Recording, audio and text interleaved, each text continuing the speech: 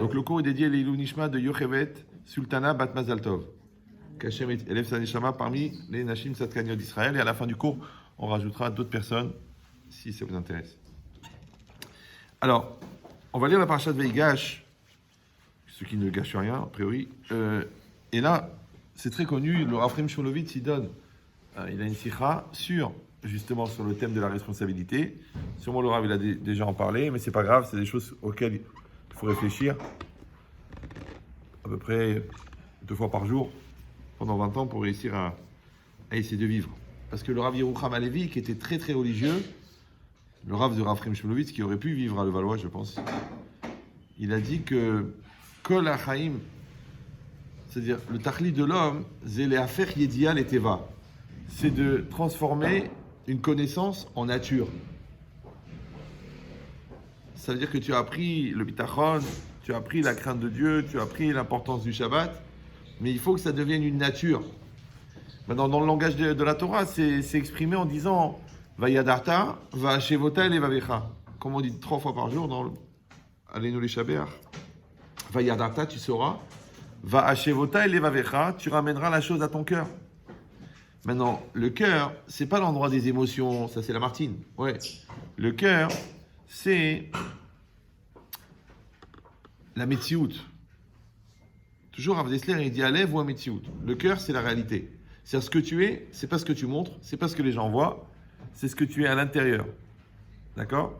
C'est-à-dire à ton essence, dans ton intériorité profonde. Et là-bas, il faut il faut que cette connaissance, elle revienne là-bas. C'est comme si on disait que, en français, il y a le conscient, il y a l'inconscient, il y a le subconscient. Bah, dans le conscient, là, vous êtes conscient, là. Moi, je suis conscient. Vous me voyez ? Je vous vois ? Ok. Donc ça c'est la partie voyante de l'iceberg. Ça, c'est la toute petite partie dont on est conscient.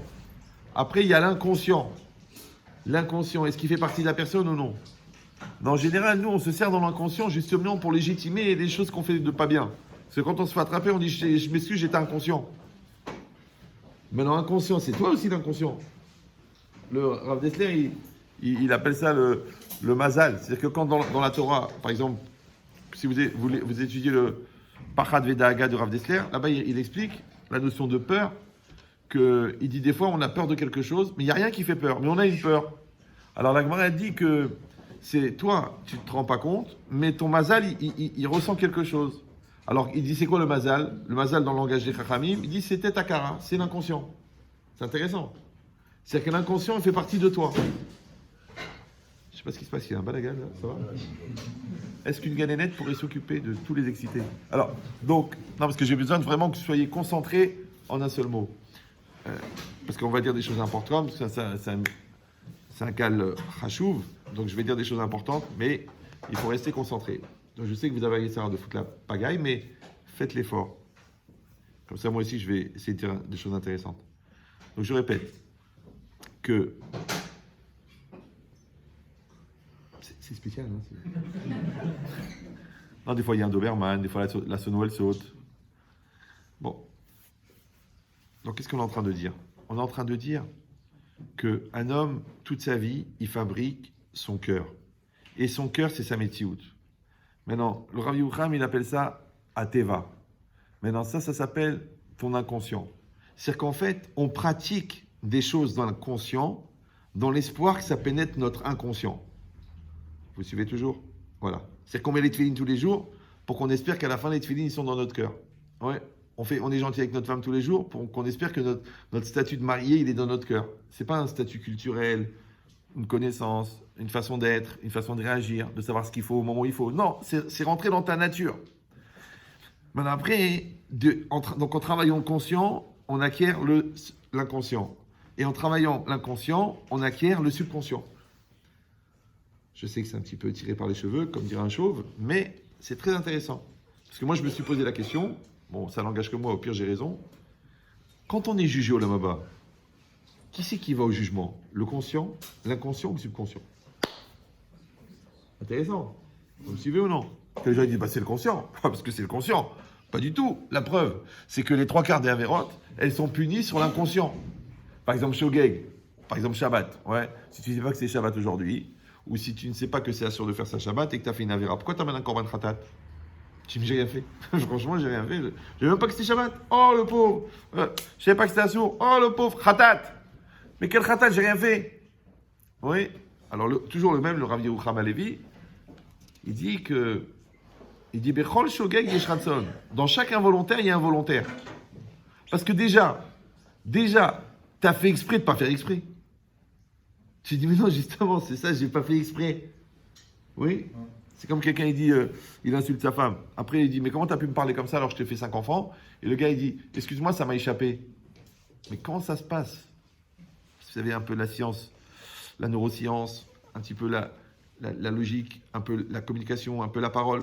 Comment un mot, il t'échappe? Genre, normalement, quand tu parles, c'est une conscience qui génère, qui maîtrise une volonté. Cette volonté, elle prend une connotation vocale qui va chercher des éléments dans le dictionnaire pour les organiser dans un vocabulaire qui vont être l'habit d'une certaine pensée qui lui-même va être véhiculé par un appareil vocal pour arriver à l'extérieur. Comment il rentre l'inconscient? C'est bizarre. Vous me suivez ou non?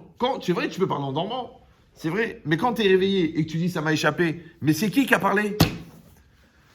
Tu dis, je sais pas, je voulais pas le dire. Ou alors les gens utilisent, bon, je l'ai dit, mais au fond, je le pense pas. Mais c'est très grave. C'est-à-dire, tu as plusieurs personnes. Tu as un mec qui pense, tu as un mec qui parle, tu as un mec qui ressent, tu as un mec qui a les nerfs, tu as un mec qui est calme, tu as un mec qui est honnête, tu as un mec qui est malhonnête. Et combien vous êtes là-dedans? Donc, quand tu es trop dispersé sur les réseaux sociaux, au niveau marketing, ça ne marche pas. Il faut une seule personne, une seule image, un seul logo. Ben, de la même manière, il faut une seule personne. Ça s'appelle unifier la personne. Ça s'appelle concentrer. Les raquaises, ouais, il faut recentrer. Il faut te recentrer. Bon, tu es un peu trop dispersé. Et ça, c'est la force du Yetzer Hara. Parce que toujours le Rav Friedlander, il explique que Ikar Avodat à Yetzer Hara, c'est les balbel et tadeot. Le principal objectif du Yetzer Hara, c'est d'embrouiller l'esprit. Et sinon, il y a un très bon Nitivot Shalom sur Bereshit, si vous avez l'occasion de l'étudier avant de mourir. Il explique là-bas que le projet du Yetzer Hara, c'est le Bilboul Hadat. Et que la mitzvah, c'est le Yishuv Hadat. Maintenant, les gens, ils croient que Bilboul Hadat, ça veut dire embrouille de l'esprit embrouillé. Et Yishuv Hadat, ça veut dire l'esprit reposé, maîtrisé. Non, ça, c'est la partie voyante de l'iceberg. Ne le prenez pas mal, hein, on est entre nous. Ouais. Mais d'après la Torah, d'être normal, c'est normal. Vous me suivez ou... Parce que les gens ils disent attends, c'est un mec normal. Ben, c'est normal d'être normal. Aujourd'hui, c'est tellement dur d'être normal que même pour trouver un président normal, ils ont eu du mal. Ouais, enfin, on va pas en faire un fromage. Mais l'idée, c'est ça, de Hollande. Vous avez un taux de réactivité qui est proche du commun. Hein. J'ai vraiment l'impression d'être devant un étalage de poissons morts. Mais, non, j'exagère, c'est bien pire. D'accord. Mais, non, c'est pour vous réveiller un petit peu, parce que là, je vous sens... Là, je vous explique. Votre niveau d'acuité à capter les blagues, elles me permettent à moi d'augmenter le débit d'idées. Mais si déjà, et c'est un calvaire à mort, si déjà les blagues, vous les comprenez pas, à quoi ça sert que je vous donne des yesodot de Rav Yerucham Halevi, parce que les blagues à 2 balles, vous les comprenez pas? Ah, maintenant vous êtes vexés, vous dites quoi, on ne comprend pas, alors on va suivre. Ah, c'est bien, c'est bon, on est ensemble. Donc je répète, que le Ikar du Yetzer Hara, c'est de faire le Bilboul Hadaat. Donc ce qu'on doit faire, c'est le Yishuv Hadaat. Maintenant, c'est quoi Yishuv Hadaat? Si vous parlez en hébreu, Yishuv, ça veut dire installer. Ça veut dire un endroit civilisé. Makom Yishuv, c'est un endroit installé, civilisé. Mais Hashava, ça veut dire ramener. D'accord? Hashavat Aveda, c'est ramener un objet perdu. Tshuva, c'est la même racine aussi, c'est Shuva, c'est la Shuv. C'est quoi? C'est se repentir. Ça veut dire revenir. En vérité, la Teshuva, c'est Hashavat Aveda. C'est quand tu fais Teshuva, tu vas ramener la Neshama à son propriétaire, qui est Dieu. Tu vas ramener ton Da'at. Parce que tout le jeu du Yetzer Hara, c'est quoi? Justement, c'est que le Da'at s'en aille. On le dit d'ailleurs. Je m'excuse, j'ai perdu l'esprit, je n'étais pas conscient de la gravité. Le mot que je préfère, c'est je n'ai pas eu la présence d'esprit. Ça, au niveau pathologique, c'est très intéressant. Parce que, qu'est-ce que ça peut me faire que ton corps, il est là, que ta barbe, elle est là, que ton chapeau, il est là, que ton costume, il est là, que ta guémara, elle est là, si ton esprit n'est pas là? Ben, comment ils appellent ça les Chachamim? Essiyah hada'at. Le da'at, il est parti. Pshif halo. Ouais. Maintenant, le problème, c'est que quand le da'at n'est pas là, qui est là? Tu dis, mon corps, il est là. C'est comme quelqu'un, il est à la maison, et tu lui parles. Et tu vois qu'il est pas concentré. Alors, qu'est-ce que tu dis en français? Tu dis, je te sens pas présent. Je comprends pas, voilà. Le rab, il donne le chiour. Il voit que l'autre, il a la tête ailleurs, regarde sa montre, il joue avec son stylo. T'es pas là, Baba, t'es pas là. Tu dis, mais je suis là, regarde, je suis là, bien sûr que je suis là. Oui, le radiateur, il est là, le poteau, il est là, mais toi, t'es là. Donc, le Essiyah Da'at, c'est que ta tête, elle part. Maintenant, il y a des gens qui partent très loin, d'accord? C'est-à-dire, au lieu de faire leurs études, ils partent dans une relation amoureuse, ouais. L'autre, au lieu de s'investir dans son couple, il met sa tête dans son travail. L'autre, au lieu de croire que ses parents, ils l'aiment, il est sûr que c'est ses copains qui vont l'aider. L'autre, il est tombé amoureux de son iPhone, du coup, il n'a plus d'amis, il n'a plus de famille. Ouais. Il y a plein de manières de perdre la tête. Ouais. Maintenant, c'est ça. C'est ça la Vera. Pour ça que la Vera, elle s'appelle Essiyah Hada'at. Maintenant, le travail du Yetzer Hara, on a dit, c'est quoi ce Bilboul Hada'at? Donc, la Teshuvah, c'est quoi? C'est de ramener le Da'at. En français, on dit retrouver ses esprits. Genre, tu les as perdus. Tu as été fouillé au grenier, tu les as retrouvés. Ah, j'ai retrouvé mes esprits. Oh, grâce à Dieu. Ouais. Vous savez ou non? On appelle prendre conscience. J'ai pris conscience. Je me suis rendu compte de la gravité. Mais ce qui est intéressant, c'est avant cette prise de conscience, avant cette teshuva, avant cette maturité. T'étais dans quel état? Espèce d'état second. Vous me suivez ou non? Quand quelqu'un il est dans une phobie obsessionnelle et qu'il est à 9 exomil par jour, tu dis bon, c'est pas la peine de parler, la personne elle n'est pas là. Ouais. Mais il y a des pathologies qui sont beaucoup plus communes. D'accord? L'autre il a sa tête dans son travail. L'autre il a sa tête en Europe de l'Est là-bas. Ouais. Il est plus là, il est là-bas. L'autre il a sa tête dans les vitamines illégales. Parce que ça le détend, ça lui fait du bien, ça. Puis ça le sort de la réalité. Mais parfois, c'est ça la Vera. La Vera, c'est de sortir de la réalité. Et toi, tu prends des produits pour sortir de la réalité. Mais c'est ça la Vera. C'est pour ça que le Sforno, sur le Passouk, Eya Chereye, Eke Chereke, il dit là-bas un Sforno, mais vraiment, c'est un très très beau Sforno que j'ai bien développé dans le livre. Parce que les gens, ils disent, bon, c'est un livre en français, c'est pas pour nous. Raveman, il a dit Alvaï que les gens ils comprennent ce qu'il a dit écrire dans son livre. C'est comme ça. Quand il sortira en hébreu, ils le mettront à Pognovitch. En attendant, il est sur la bibliothèque. Comme il est bleu, il est beau. Là, les gens, il est beau. Je l'ai acheté. Je me dis, c'est pas une mezouza. Il faut le lire. Il faut l'étudier. Il y a un Rosh Kollel de Modine là-bas. Il a écrit 3 classeurs de commentaires. Et les autres, ils me disent, dommage, il n'y a pas beaucoup de blagues. Mais est-ce que j'ai une gueule de Gad Elmaleh qui est rempli de Dieu, Elmaleh Rahamim, d'accord? Donc c'est quoi l'idée? L'idée, c'est que... Je ne sais plus de quoi je parlais. Hein? Ouais. Le Sforno, là-bas, il dit un truc incroyable. Il dit Hachem Oev et Ametsiout. Hachem, il aime la réalité. Donc maintenant, même si vous êtes très pragmatique, très rationnel, il faut quand même traduire, c'est le Sforno qui parle. Ouais, c'est pas un coach de vie. Donc quand on dit qu'Hachem, il aime, Hachem, il n'a pas des sentiments. Donc aimer, c'est la définition absolue. Et aimer, c'est quoi? C'est Ahava. Et Ahava, c'est Echad. Et Echad, c'est un. Donc en fait, quand on dit que Dieu aime la réalité, ça veut dire que Dieu fait un avec la réalité. Traduction, que la réalité, c'est l'habit de Dieu. Donc quand tu vois la réalité, ouais, comme tu ne peux pas voir Dieu en direct, donc Dieu, il a mis un habit. Comment il s'appelle l'habit? Il s'appelle la réalité. Donc qu'est-ce que c'est la réalité? C'est la nature. La nature, c'est Ateva, en hébreu.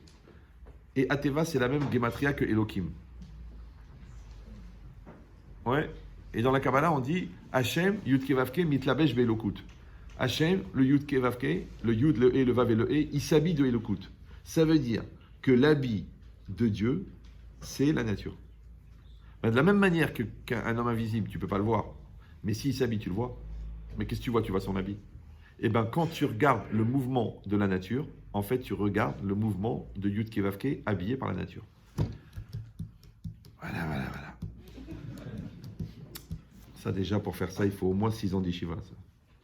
Alvaï qu'ils étudient ça. Ouais. Maintenant, si toi, tu crois dans la nature et tu crois pas en Dieu, ouais, t'as un problème. Parce que la nature, c'est Ateva. Et Ateva, c'est Elohim. Et Elohim, c'est la rigueur. Et la nature est rigoureuse. Donc, celui qui croit en la nature, quand il dit Baruch Ata Hashem, il n'a pas le droit. Il doit dire Baruch Ata Elohim. Vous me suivez ou non? Mais toute l'aïmouna, c'est de réussir à s'accrocher à Yud Kevavke malgré qu'il y a Elohim. C'est pour ça qu'on dit Baruch Ata Hashem Elokeinu. Ça va? Mais dans cette capacité à aller chercher Hashem Yud Kevavke, c'est compliqué parce qu'il ne se voit pas. Et bien c'est pour ça qu'il y a l'aïmouna. Parce que l'aïmouna, c'est de réussir à croire dans ce qui ne se voit pas. Maintenant, quand tu crois dans la nature, tu as un problème, c'est que tu ne pourras jamais voir plus que la nature. C'est pour ça que les gens qui ne croient pas au miracle n'ont pas de miracle. Parce qu'ils ont limité Dieu à la nature. Et la nature, elle est limitée, puisqu'elle a été créée. Et tout ce qui a été créé a un début. Et tout ce qui a un début a une fin. Donc les gens qui sont dans la nature, ils sont limités. C'est pour ça que le deuxième prénom de l'homme, c'est Capri. Parce que Capri, c'est fini. Alors, qui est-ce qui était limité? Esav. Parce que Esav, c'est quoi? C'est Assoui. Assoui, c'est fini. Mais Yaakov, il s'appelle Yud Ekev. Yud, c'est la Chokma. Il dit le Bet Yaakov. Et Ekev, c'est le talon. Donc Yaakov, il est toujours au talon de sa Chokma. Parce qu'il est tout le temps en devenir perpétuel. Par contre, Esav, il est fini. Maintenant, moi, je n'ai pas dit juif et goy, si vous avez remarqué. Donc quelqu'un qui est fini, quelqu'un qui n'évolue pas, quelqu'un qui pense qu'il ne faut pas trop lui prendre la tête, quelqu'un qui aime le superficiel, quelqu'un qui aime la superficie, ouais. Il est déjà dans les sables. Maintenant, à un niveau grossier, ça s'appelle un obsédé sexuel. À un niveau fin, c'est un scientifique pragmatique qui ne croit que ce qu'il voit. L'expression de saint Thomas, la seule fois où on a vu la Touma et la sainteté réunies. C'est très rare. Ouais.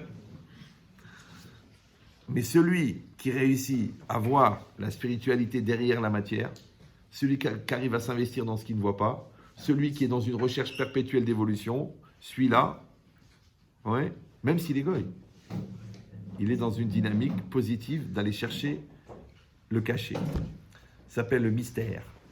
Et le mystère, c'est le Esther. Et le Esther, c'est ce qui est caché. Maintenant, toute la religion, c'est quoi? Ce sont des repères visibles pour utiliser un système invisible. Les tefilines, c'est visible. Mais tu as bien compris que quand tu mets les tefilines, c'est pas pour prendre l'attention. Donc c'est pour agir sur des olamot qui sont invisibles. Quand tu rentres dans le mikvé, la pureté, c'est pas une notion physique, c'est une notion métaphysique. Mais tu rentres dans le mikvé qui est physique pour atteindre un niveau spirituel qui s'appelle métaphysique. Vous me suivez ou non? Tu fais le Birkat Amazon pour dire merci? Non. C'est que toutes les sources de prodigalité qu'il y a dans le monde, elles sont mises en branle par le Birkat Amazon des Juifs. Comme ça, il explique le Nefesh HaChaim, que Hachem ne peut pas bénir le monde si les Juifs n'ont pas fait le Birkat Amazon. Les anges ne peuvent pas dire Kadosh, Kadosh, Kadosh, si nous en bas, on n'a pas dit Kadosh, Kadosh, Kadosh. Vous savez ça ou non? Non? Il faut sortir un petit peu. Ouvrez vos yeux. Donc ça veut dire que l'homme, il se retrouve à un niveau de, et c'est le cas de le dire, de responsabilité qui est énorme. Ouais. S'il accepte de prendre en charge la chose. Donc c'est comme dans la vie. Tu as les gens qui s'énervent parce qu'ils gagnent 1250 €, alors que l'autre, il prend 400 000 € par mois. 400 000 €, un bon cabinet dentaire bien placé avec 6 sièges. Le mec, il prend 400 000 €. Tu dis, mais attends, c'est quoi ces chiffres? Mais t'es loin du compte. L'autre, il prend 1 million € par mois. Il fait de l'import-export. Ouais. Mais pourquoi il y en a qui gagnent tellement et qui gagnent peu? Bah, tu découvres les gilets jaunes ou quoi? Parce qu'il y a des gens qui voient petit et il y a des gens qui voient grand. Vous savez que tous les ans, on fait les élections de Miss Monde et de Miss Univers. Mais quand on va faire les élections de Miskin, il y aura des candidats. Maintenant, celui qui est Miskin dans le business, il ressemble à celui qui est Miskin dans la Torah. Il y a tellement de choses à découvrir, il y a tellement de choses à réfléchir. Ah, écoute, moi je fais ma prière, je vais mettre, il s'entraîne à la maison. Oh, doula. Gilgul de Pavarotti. Dommage. Comment il va découvrir le Ksot HaChoshen? Comment il va découvrir le char Koufioud là-bas sur Sfex Feka? Il ne sait même pas que ça existe. Il croit que Sfex Feka, c'est une sauce japonaise. Sfex Feka. Ouais. Comment il va trouver le Maharal? Comment il va étudier le Matok Mitvash? Comment il va savoir qu'est-ce que c'est la lumière? Comment il va essayer d'envisager une perception rationnelle de l'irrationnel de Dieu? Donc vous avez compris que cette capacité à repousser les limites, elle vient d'une soif. Mais cette soif, si elle n'est pas entretenue, elle s'éteint. C'est comme dans le couple. Les gens, ils disent « Ah, j'ai plus la passion, j'ai plus de sentiments, je suis même pas sûr d'aimer. » Et moi, je dis « Tu es un escroc, un malhonnête. » Pourquoi? Je dis parce qu'avant d'arrêter de l'aimer, tu as arrêté de l'admirer et me dire « Ah, elle a pris 30 kilos. » Vous savez, la chute des valeurs boursières n'est pas qu'une notion financière. Elle a des plis partout, elle a la ride. Je dis avant d'arrêter de l'admirer, tu as arrêté de la respecter. Elle m'a dit « Comment tu veux que je la respecte? Elle est idiote, elle est bête. Si une femme de ménage un peu évoluée, dans la Kedusha, elle a fait le séminaire. » Je fais, c'est ça son problème. C'est un process. Pourquoi? Parce que c'est quoi le respect? Le respect, c'est le droit d'exister que tu donnes à l'autre. Par exemple, moi, vous me respectez. Pourquoi? Parce que je suis beau, parce que j'ai une cravate. Tu dis, mais oui, on lui a imposé ou quoi? Ouais.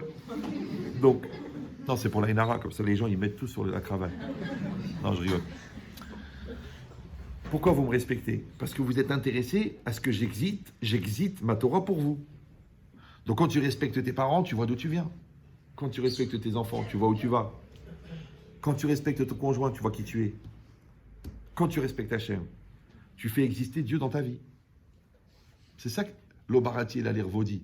Je n'ai créé le monde que pour mon kavod. Je crois qu'Hachem, il a la gahava. C'est le seul qui a le droit. Il ne l'a pas. Ouais. Lui, il a le droit de frimer. Nous, on n'a pas le droit. Ouais. Mais c'est qu'Hachem, il a donné la possibilité à un homme de faire exister Hachem dans sa vie. Comment ça s'appelle? Kavod Hachem. Vous me suivez ou non? Maintenant, si le kavod, c'est le droit d'exister que tu donnes à l'autre, donc quand tu vas respecter ta femme, elle va donner le meilleur d'elle-même. Quand tu vas respecter ton mari, il va te donner le meilleur de lui-même. Comme l'autre, il donne le meilleur de lui-même, et ben tu vois le meilleur, tu admires, tu dis waouh, waouh, elle est vraiment extraordinaire, quelle midot, quelle valeur, quelle beauté. Mais tu as compris que exister, c'est être à l'extérieur. Maintenant, si toi, tu as limité la personne à son extériorité, c'est normal que tu ne vas pas apprécier son intériorité. Donc déjà, il faut renoncer à la femme objet. Il faut accepter la femme personne. Rien que ça, déjà, c'est 10 ans de travail sur soi. Les goïms, ils ont renoncé. Eux, ils disent la femme, c'est l'objet du désir. Donc dans la situation, il y a un homme qui est une personne et la femme qui est un objet. Maintenant, tout le digne de Chesed, de Kavod, le digne de Nida, le digne de... C'est fait pour ça, pour que l'homme comprenne que la femme n'est pas un objet. Maintenant, quand toi, tu vas faire du Kavod, tu ne fais pas un Kavod à un objet, tu avais un mec qui fait du Kavod à un balai, toi. Donc tu fais un Kavod à une personne. La personne, elle a une intériorité, donc elle va exister. Quand elle va exister, elle va exprimer le meilleur d'elle-même. Quand elle te donne le meilleur d'elle-même, tu l'admires. Et quand tu admires quelqu'un, automatiquement, tu as envie de t'identifier. Identifier, c'est quoi? Identique, c'est faire un, c'est quoi? C'est Echad, Echad, c'est Ava.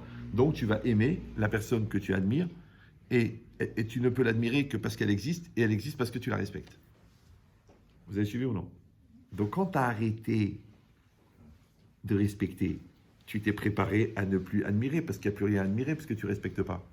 Quand tu as arrêté d'admirer, tu as commencé à arrêter d'aimer, parce que comment tu vas t'identifier à un truc que tu n'admires pas? Je ne sais pas si vous sentez.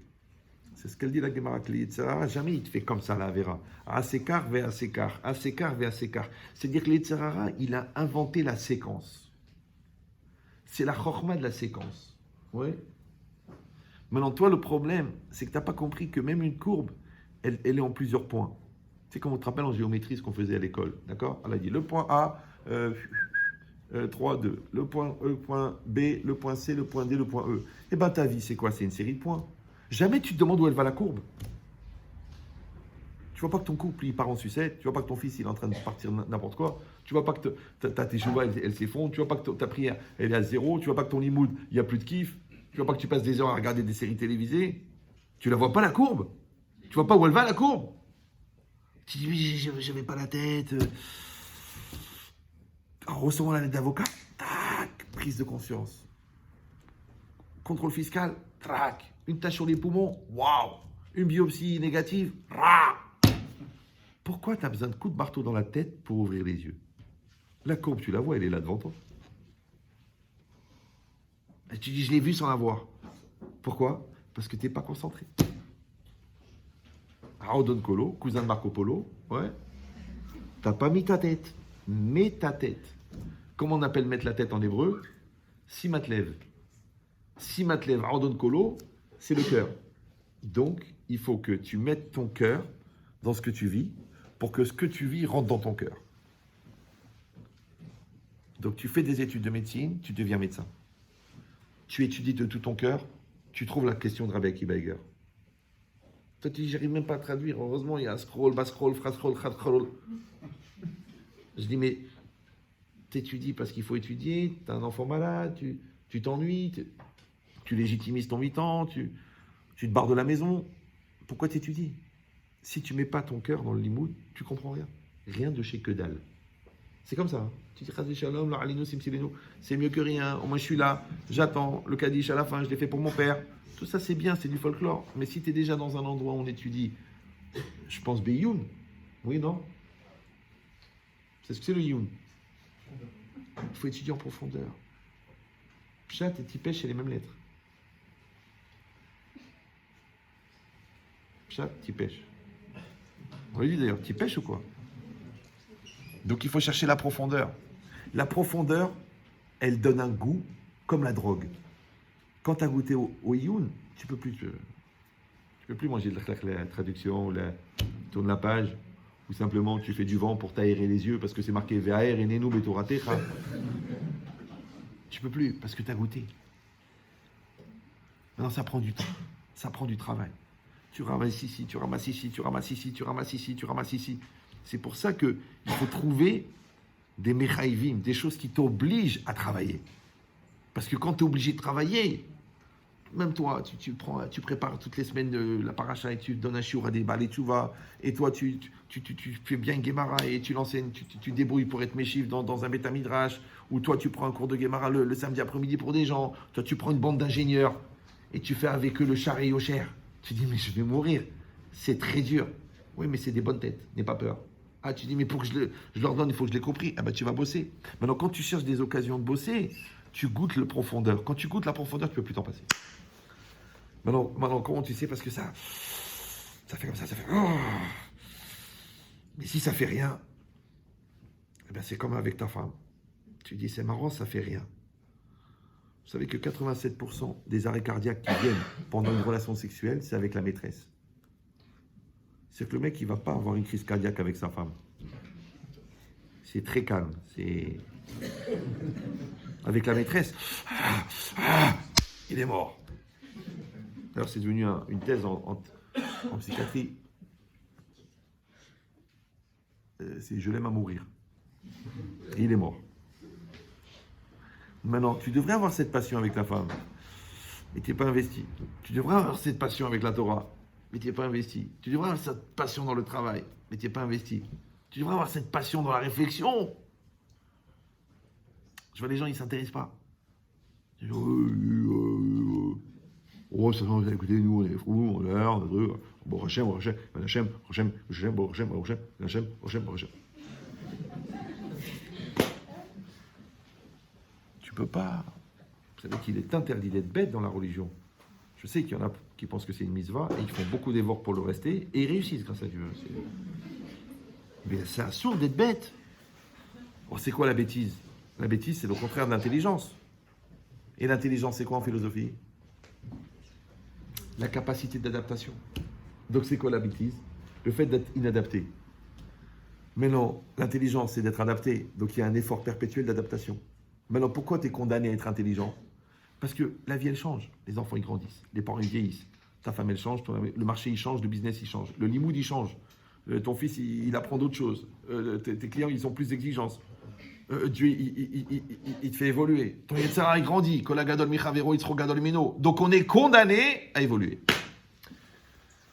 Donc, les gens qui ne veulent pas évoluer, ils sont décalés.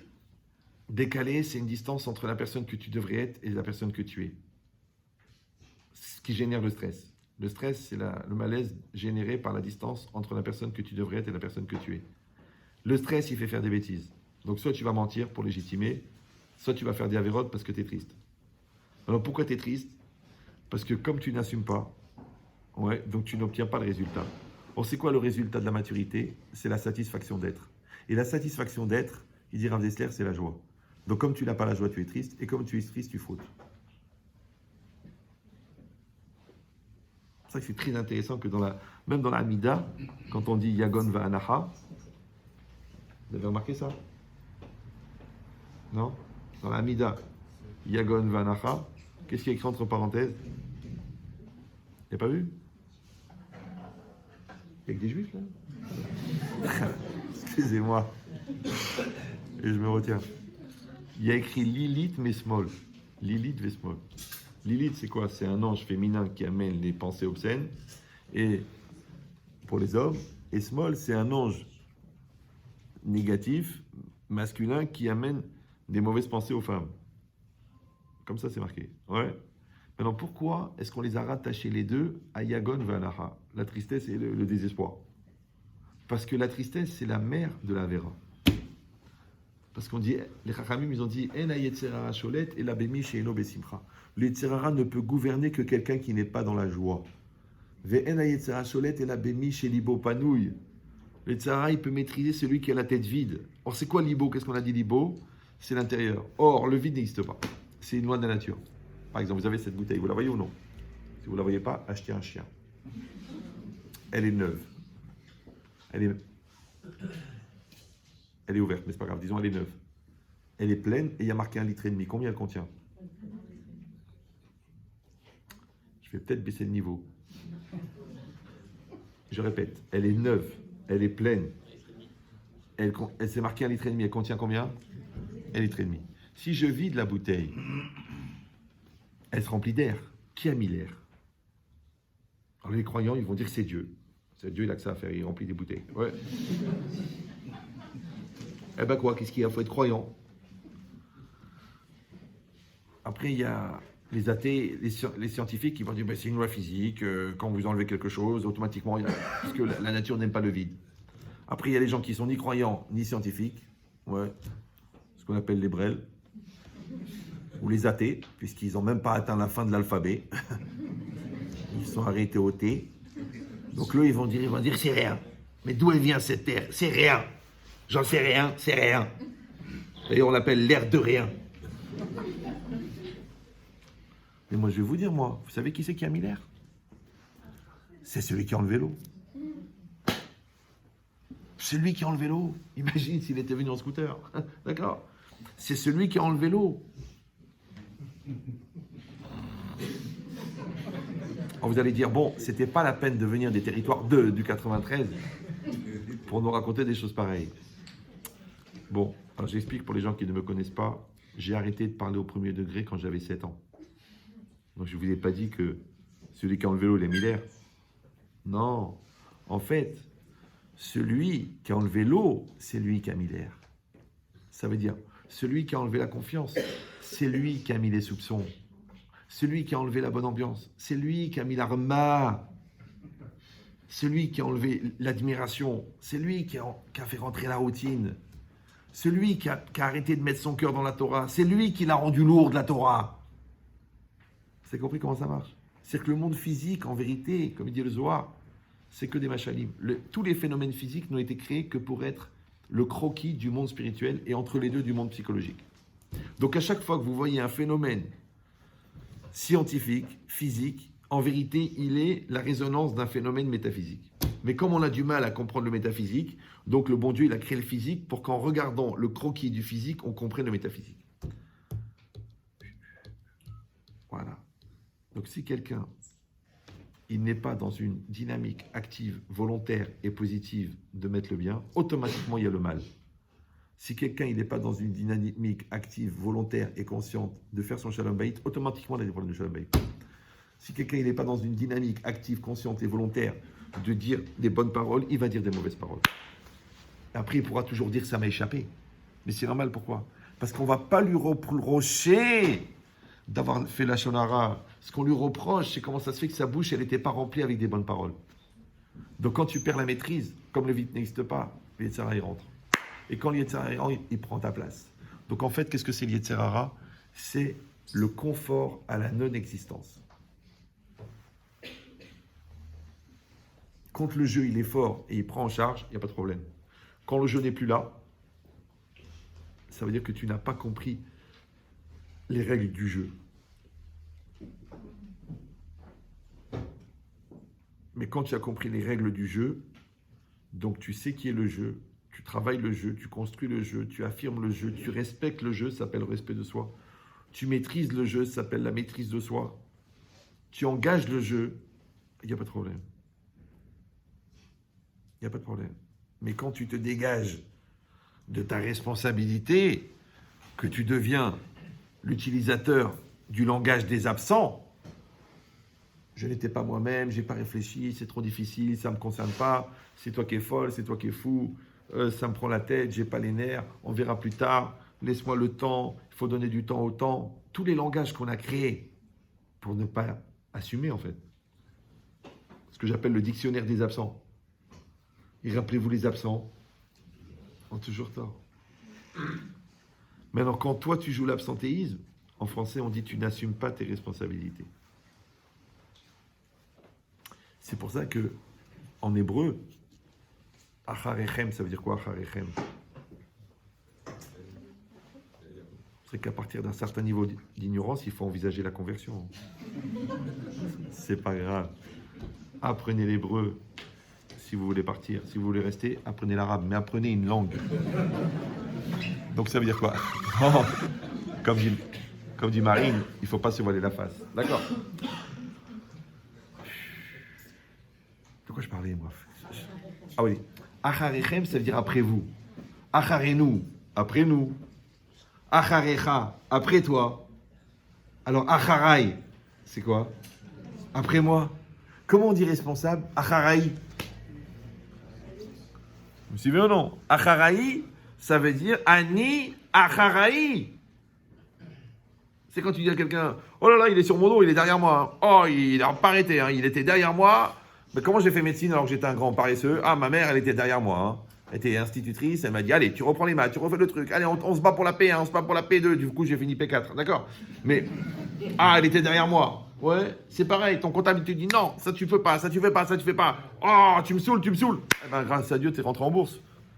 Donc, tu as besoin de quelqu'un qui soit derrière toi. Le problème. Par exemple. De quoi? D'un GPS.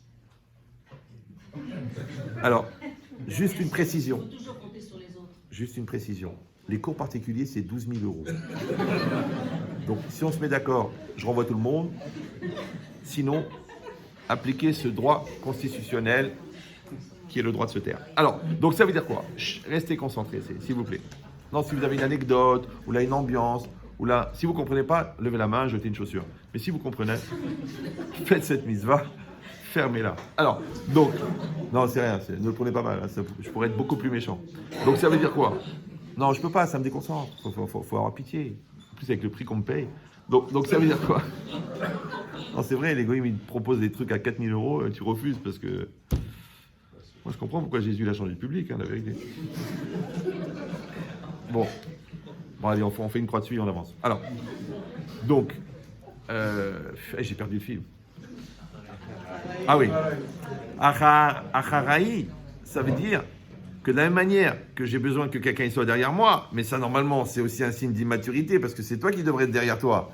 Il faut que moi, ouais, parce que le GPS, il a fait perdre le sens de l'orientation. La calculatrice, elle a fait perdre le calcul mental. Word, il a fait perdre l'orthographe. Donc regarde tout ce qu'on a perdu grâce au progrès qu'on est devenu des zombies. Ouais.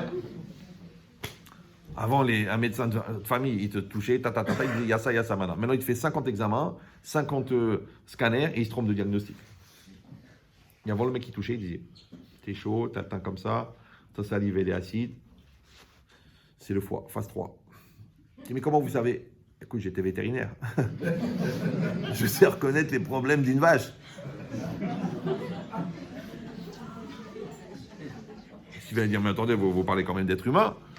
Écoute, je ne sais pas si je parle d'être humain, mais la première fois que ton mari t'a vu, quelle a été son exclamation? Oh la vache!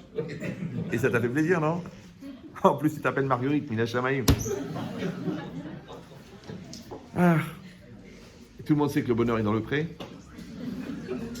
Il ne vous restait plus qu'à construire la petite maison dans la prairie. Voilà la télévision, ce que ça fait, voilà. C'est honteux. Au lieu de réciter des télim par cœur. Non, c'est une nouvelle religion qui vient d'apparaître, qui est en train de faire un truc de folie, surtout dans la communauté, ça s'appelle Netflix. Mais c'est net et c'est flix, hein. Ça c'est un truc... Donc c'est quoi Acharai? Acharai, ouais, Acharai c'est responsable, mais Acharai ça veut dire après moi, si vous prenez l'étymologie. Maintenant c'est qui est après moi? Ben, c'est moi qui est après moi. C'est bizarre, non? Alors je vous donne une image.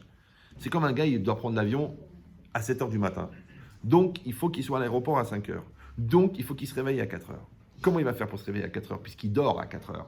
Il met un réveil. Le réveil, il sonne, il se réveille. Super. Jusque-là, ça va? Ok. Maintenant, le gars, il a tellement peur de rater l'avion qu'à 4h moins 10, il se réveille tout seul. Donc, il se pose une question. Si moi, j'ai besoin d'un réveil, c'est parce que je dors. Donc, qui c'est qui m'a réveillé puisque mon réveil n'a pas eu le temps de sonner? Alors, tu vas dire, bah, c'est moi. Alors, si c'est toi qui t'as éveillé, alors pourquoi t'as mis le réveil? Vous me suivez ou? Voilà. Donc, on a besoin des autres pour nous aider, mais c'est pas normal. Vous me suivez ou non? Parce que le gars qui a eu les 2 jambes coupées dans un accident, ok, c'est normal qu'il ait des béquilles ou une chaise roulante. Mais le gars qui a ce corps entier, comment ça se fait qu'il a besoin de l'autre? Alors, je te dis pourquoi. Parce qu'en fait, si tu as éduqué ton inconscient, c'est ton inconscient qui va réveiller ton conscient. Si tu as travaillé vraiment ton couple, eh ben, dès que l'autre elle fait un clin d'œil bizarre, tu te mets à trembler. Mais si tu n'as pas vraiment construit ton couple, tu dis, attends, on est à 10 000 km de la maison, la fille elle est superbe, elle me fait des avances, mais elle doit écouter France Info toute la journée. Et toi tu y vas pour dire, allez, on va faire la Vera.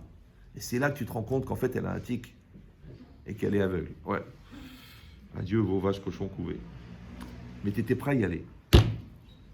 C'est pour ça que Raphaël Shmulevitz, il dit que l'épreuve, elle te montre ton niveau.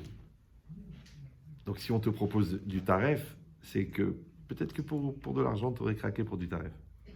Si on te propose un décolleté, c'est que c'est ça que tu veux voir. Si on te propose un lachonara, c'est que tu as envie de l'entendre. Parce que pourquoi il vient chez toi? Ce qui se ressemble, ça semble. Ça veut dire que tu n'as pas assez construit ton inconscient pour que Hachem, il dit, c'est même pas la peine de le mettre à l'épreuve, de toute façon, il a déjà réglé ce niveau. Alors, la seule manière de savoir si ton inconscient, il est construit, c'est qu'on va proposer une épreuve à ton conscient pour voir si ton inconscient, il arrive à lutter contre cette tentation du conscient. Voilà, ça s'appelle, à l'école, ça s'appelle la vérification des acquis. On ne veut pas seulement que tu sois au cours, on ne veut pas seulement que tu fasses les exercices, on veut vérifier que la chose est acquise. Si ce n'est pas acquis, alors c'est acquis si ce n'est pas acquis. Donc cette idée, c'est quoi? C'est qu'en fait, vous avez compris, maintenant, il y a plusieurs personnes. C'est pour ça qu'on dit dans Pirkei Avot, Im en anili, Mili. Ouais. Si je ne suis pas pour Émilie, pour qui est Émilie? Non, c'est pas ça. Im en anili, si moi, je ne suis pas pour moi, qui est pour moi? Je sais que je l'ai dit dans beaucoup de conférences et qu'il y en a beaucoup parmi vous qui l'ont déjà entendu, mais je vais vous dire un secret. Moi, j'assiste à tous mes cours. Depuis 87. Je ne sais pas si vous me suivez. Donc je pourrais avoir le réflexe mental de dire, bon ça va, je connais. Mais je refais le sujet. Donc imagine la maîtrise et la profondeur et l'intensité que j'ai sur un truc que je répète depuis plus de 32 ans. Alors si tu l'as entendu 2 fois, ne crois pas que tu as compris. Parce que dans compris, il y a pris. Voilà, c'est bien. Donc je répète. Quand on dit im en ani limili, c'est-à-dire si je ne suis pas pour moi, qui est pour moi. Moi, la vérité, si j'avais écrit Pirkei Avot, je n'aurais pas écrit ça. Moi, j'aurais écrit im en ani ani mi ani. Si moi, je ne suis pas moi, qui est moi? Parce que la seule chose que personne ne peut faire à ta place, c'est d'être toi. Donc c'est ça qui va les marquer. Il n'y a pas écrit ça. Il n'y a pas écrit im en ani ani mi ani. Il y a écrit im en ani li mi li. Quelle différence entre li et ani? Bah li, c'est facile. Bah, c'est le nom de famille de Bruce, d'accord? Non, li, c'est pour moi. Et ani, c'est moi. Donc ça veut dire, attention, qu'il y a moi et il y a pour moi. Donc il y a 2 moi. Maintenant, il y a un moi qui me donne à moi le pouvoir d'être moi. Alors ils disent, les psychologues disent, le côté enfant, le côté adulte, ouais, le côté victime, le côté battant, le yin et le yang. Chacun, il a une lecture. Mais c'est intéressant que ce subconscient qui réveille l'inconscient, parce que c'est lui qui t'a réveillé à 4 ans moins 10. Donc ton souci de te réveiller, il a fait que tu t'es réveillé toi-même de ton sommeil. Donc ton souci de femme, il va faire que tu vas dire à ton mari, allez, il faut qu'on parte en week-end. On se parle pas assez, on se voit pas assez, on se ressent pas assez, on se rapproche pas assez. Allez, on part tous les 2. C'est un instinct. Malheureusement dans le négatif aussi. J'étais au téléphone avec une dame qui a découvert que son mari il s'est mis à errer sans savoir où il allait. Et vous savez tous que quand l'adulte erre, l'enfant paraît. Mais elle a eu une intuition. Elle a senti. Il n'y avait pas de signe avant-coureur. Parce que toujours, il y a des coureurs qui viennent avant.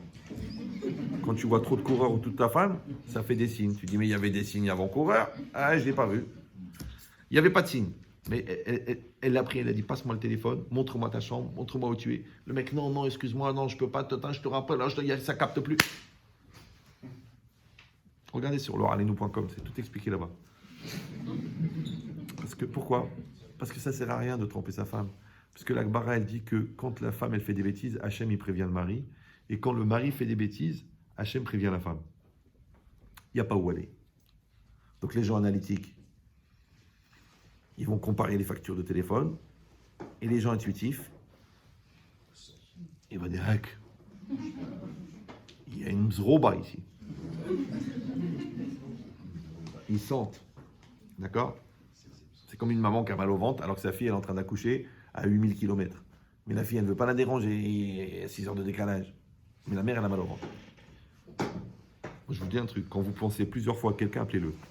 Et quand vous l'appelez, vous dites, j'étais en train de chercher ton numéro. Parce que les gens qui s'aiment, ils sont sur le même réseau. Ils croient qu'ils ont découvert la Wi-Fi. Ouais. Alors, si tu peux être sur le même réseau que quelqu'un que tu aimes, tu peux être sur le même réseau que les anges. Tu peux être sur le même réseau que Dieu. Ça s'appelle Siyata Dishmaya. Mais il faut aimer Dieu. Donc ici, c'est marqué Acharaï, c'est qu'il y a un moi qui est en train de s'occuper de moi. C'est pour ça que je donne toujours cet exemple. On dit je me lève. Le je, c'est qui? C'est moi. Et le me, c'est qui? C'est moi. Et voilà combien vous êtes.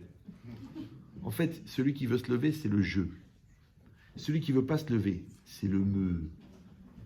Le me. Le bœuf. Le lourd.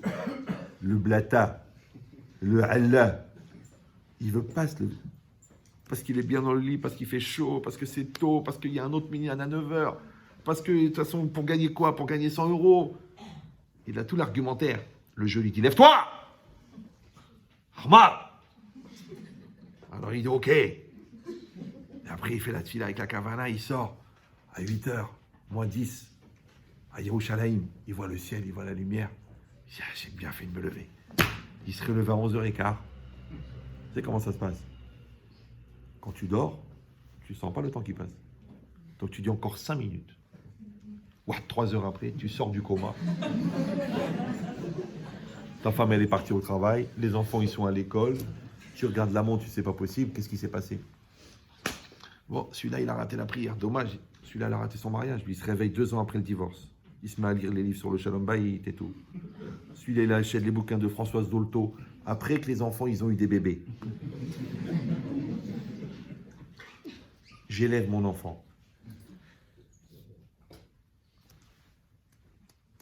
Avar Zmano, Batel Korbano.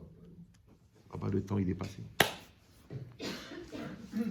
C'est pour ça que le fait d'être présent, c'est pas seulement d'être présent, c'est aussi d'être présent. Dans le présent, il a 3 sens. Le mot présent, il veut dire le temps présent, la temporalité. L'état de présent, tu es présent, vous êtes présent, je suis présent, tu réponds présent. Et il y a le présent cadeau. Le cadeau, c'est un présent. Le présent, c'est un cadeau. Écoute bien cette phrase. C'est de la pensée Ben Shritrital. Le jour où tu as compris que tu dois être présent dans le présent, c'est parce que tu sais que chaque présent est un présent. Oui, j'ai rien dit présent. Si vous étiez présent dans votre tête, vous avez compris de quoi je parlais. C'est exactement pareil. Ça veut dire que quand tu as la présence d'esprit, ça veut dire que tu as une partie de ton esprit qui va être assez présente pour que l'autre partie ne soit pas absente. Mais si tu ne veux pas te prendre la tête, tu ne veux pas réfléchir, et puis ça te saoule, et puis tu as envie de te détendre, et puis ça te casse les pieds, c'est un problème. Parce que toi, tu as choisi d'être absent. Or, absent, c'est Bedi Eved, parce que Bedi Eved, c'est Shogeg. Maintenant, quand tu es Lechatrila Bedi Eved, c'est ce qu'on appelle rachat. Parce que si tu es Bedi Eved, tu es Bedi Eved. Mais si tu es Lechatrila Bedi Eved. Une fois, quelqu'un m'a dit, mais Rabben Shitrit, ça ne veut rien dire la cacheroute. Je dis pourquoi? Il m'a dit parce que si le lait, il tombe dans la viande, c'est assourd. Je dis oui, c'est assourd. Il me dit, mais s'il y a 60 fois plus, c'est moutard. Il dit, c'est permis. Oui, c'est moutard. Il m'a dit, alors j'ai qu'à le mettre dedans. Je dis non, parce que ça, Bedi Eved, s'il est tombé dedans, la Torah, elle t'a dit 60 fois plus, c'est cachère. Mais si tu le mets a priori, c'est pas cachère. Il me dit, mais quelle différence entre les deux? Je dis, la différence entre les deux, c'est la Hirat Shamayim. C'est comme les 2 gars qui sont au restaurant, il y a 2 steaks, un gros et un petit. Et le mec qui prend le gros, il dit, t'es pas gêné. Il dit, de toute façon, tu me l'aurais donné. On t'a qu'à tromper ta femme, de toute façon, elle est nia, elle va te pardonner. Toute la vie, c'est est-ce que tu vas être l'Echatrila ou est-ce que tu vas être Bedi Eved? Est-ce que tu vas être a priori ou a posteriori? Alors, c'est pas ta rêve, mais c'est pas cachère. Mais c'est pas ta rêve. Tu peux manger. T'es en vacances, à 14 km de Saint-Étienne. Tu vas à l'épicerie, il n'y a rien. Il n'y a aucun produit. Même dans la liste de Schindler, ils ne sont pas marqués. Il n'y a rien de marrant, c'est très sérieux. On voit que vous n'êtes pas ashkénaze. Mais tu dis, on va pas manger. Alors, on va pas manger. Voilà, Shabbat, c'est dans 1 heure. On va pas manger. Alors, tu vas manger. Tu vas manger. Tu vas trouver ce qu'on appelle le compromis. Et tu vas le trouver puisqu'on te l'a promis. Mais après Shabbat, quand ton cousin le Rosh Kolel, il va te téléphoner, il va dire, alors comment c'était Shabbat? Et tu vas lui dire, on a pris le pain de la boulangerie, mais les plaques, il y a du suif dessus, là, du porc, mais c'est Batel Berov. On a pris des boîtes de conserve avec marqué matière grasse, mais combien il y en a? Par contre, les quenelles de porc, ça, c'était plus compliqué, ça.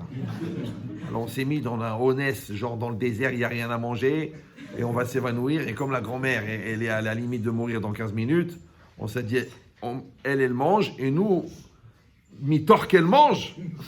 Il a inventé un mi-tort, le mec. Mi-tort qu'elle mange, alors nous aussi, on mange.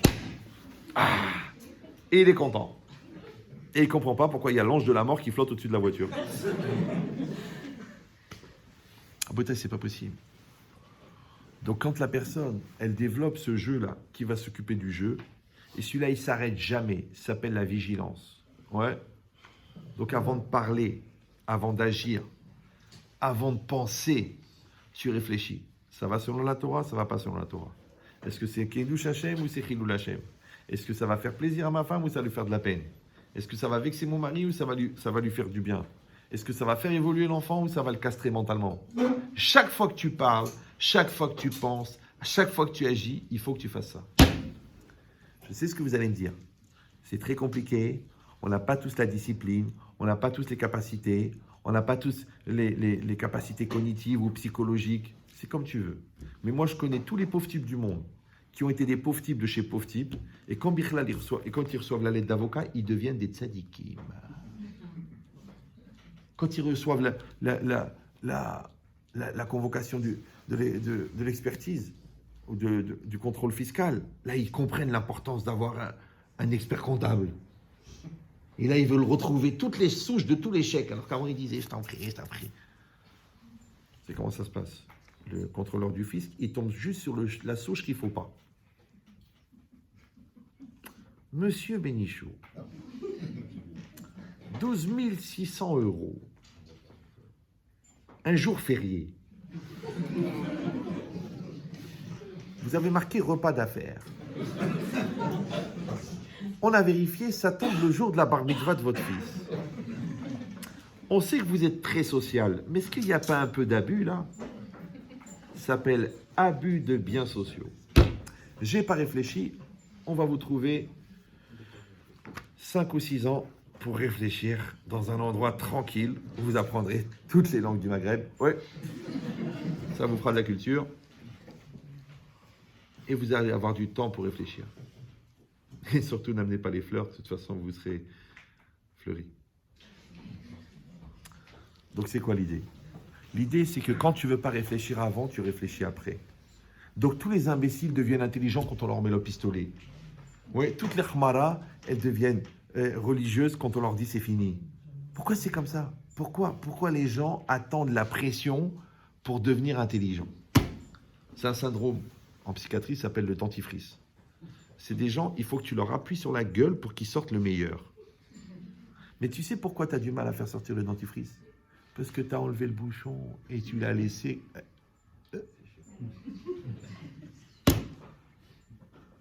Enlève le bouchon, prends la pâte, remets le bouchon. Savoir l'ouvrir, savoir la fermer. Ça n'est pas qu'une question de serrurerie. Ça n'a rien à voir. Elle est traumatisée. Mechila. Hein. Non, vraiment. C'est vrai? Vous verrez ça avec votre mari. D'accord. Donc ça veut dire quoi? Non, ça me déstabilise, la vérité. Après, si vous voulez, on prend un café, on discute, vous posez toutes les questions que vous voulez. Mais si vous écoutez bien le cours, vous verrez, il n'y a pas de questions, parce que déjà, pour digérer ça, ça va prendre 7-8 ans. Alors, vous croyez que... Donc, non, parce que vous croyez qu'on est en train d'écouter un cours. En fait, on fait un parcours psychologique à l'intérieur de vous-même sur la trame d'un enseignement qui est émis par la bouche. Parce que c'est intéressant, c'est pas ce que vous entendez, c'est ce que vous faites à l'intérieur de vous. Maintenant, je le répète dans chaque cours, mais je ne me crois pas, ils croient que je parle en l'air. Moi, j'ai arrêté de parler en l'air avant ma naissance. Ouais. Donc, c'est que le cours, il est fait pour qu'on gagne 10 ans. Si vous ne gagnez pas 10 ans de maturité à la fin du cours, j'ai perdu mon temps. Je sais ce que vous allez me dire. Ah, 10 ans, c'est quand même beaucoup. Moi, je crois pas. Je crois pas. Les gens, ils viennent, ils posent des questions. Maintenant, je leur dis, enregistre ce que je vais dire. Le mec, il me dit, ça va, enregistre. C'est très concentré. 5 minutes. Après, il revient, il me dit, mais attends, ce qu'on a fait en 1 an avec mon psy, on l'a fait en 5 minutes. J'ai dit que c'est du MP42. C'est du Rogachover, il y a des rachetés votes, t'as pas compris encore? Après, écoute-le, applique-le, et dans 2 ans, tu le réécoutes, tu dis, mais attends, mais j'ai pas tout compris. Et hop, ça recommence. Bon, c'est pas pour moi. C'est parce que je sais que la vie, elle est courte. Et qu'il faut être vif. Il faut être très, très vif et très, très concentré, très appliqué. Si on le fait bien, alors automatiquement, on vit dans le présent de Dieu. C'est ça où Shmartem et Matzot. Vous garderez les Matzot. Il dit le Maharal de Prague que pourquoi Hachem il a fait sortir les Bnei Israël Bechipazon avec empressement. C'est pas empressement. En vérité, c'est empressement pour les gens lourds. Mais ça, c'est le présent de Dieu. Maintenant, nous, on doit vivre au présent de Dieu. Maintenant, quand toi, tu veux sauter dans un train en marche, il faut que tu cours à la même vitesse que le train. Donc, si tu as une vie rapide, qu'en 3 décisions, tu peux acheter 1 million d'euros de marchandises, quand tu traînes, c'est très compliqué. Ouais, mais si toi, tu réfléchis une semaine pour savoir si tu prends la baguette ou tu prends la baguette à l'ancienne, comment tu vas signer un contrat à 600 millions d'euros si déjà pour la baguette, tu mets une semaine? Si toi, tu mets 1h30 pour choisir ta jupe le matin, tu dis celle-là, elle me sert trop. Celle-là, elle me sort le ventre. Celle-là, elle ne me met pas en valeur. Alors, comment tu vas faire pour te marier? Après, tu t'étonnes qu'au Shidour, tu as du mal, tu trouves toujours chose qui ne va pas. Une fois, elle est venue chez moi, elle m'a dit, une copine de ma femme, Ahmed Chitrit, voilà, en fait, j'ai fait 52 Shidorim, ah bah, Akbal 72. Et à chaque fois, au début, ça se passe très bien, parce que je trouve des gens très bien, on présente des gens. Puis après, je vois, on s'avance, 5, 6 rencontres, et puis après, je vois quelque chose qui ne va pas.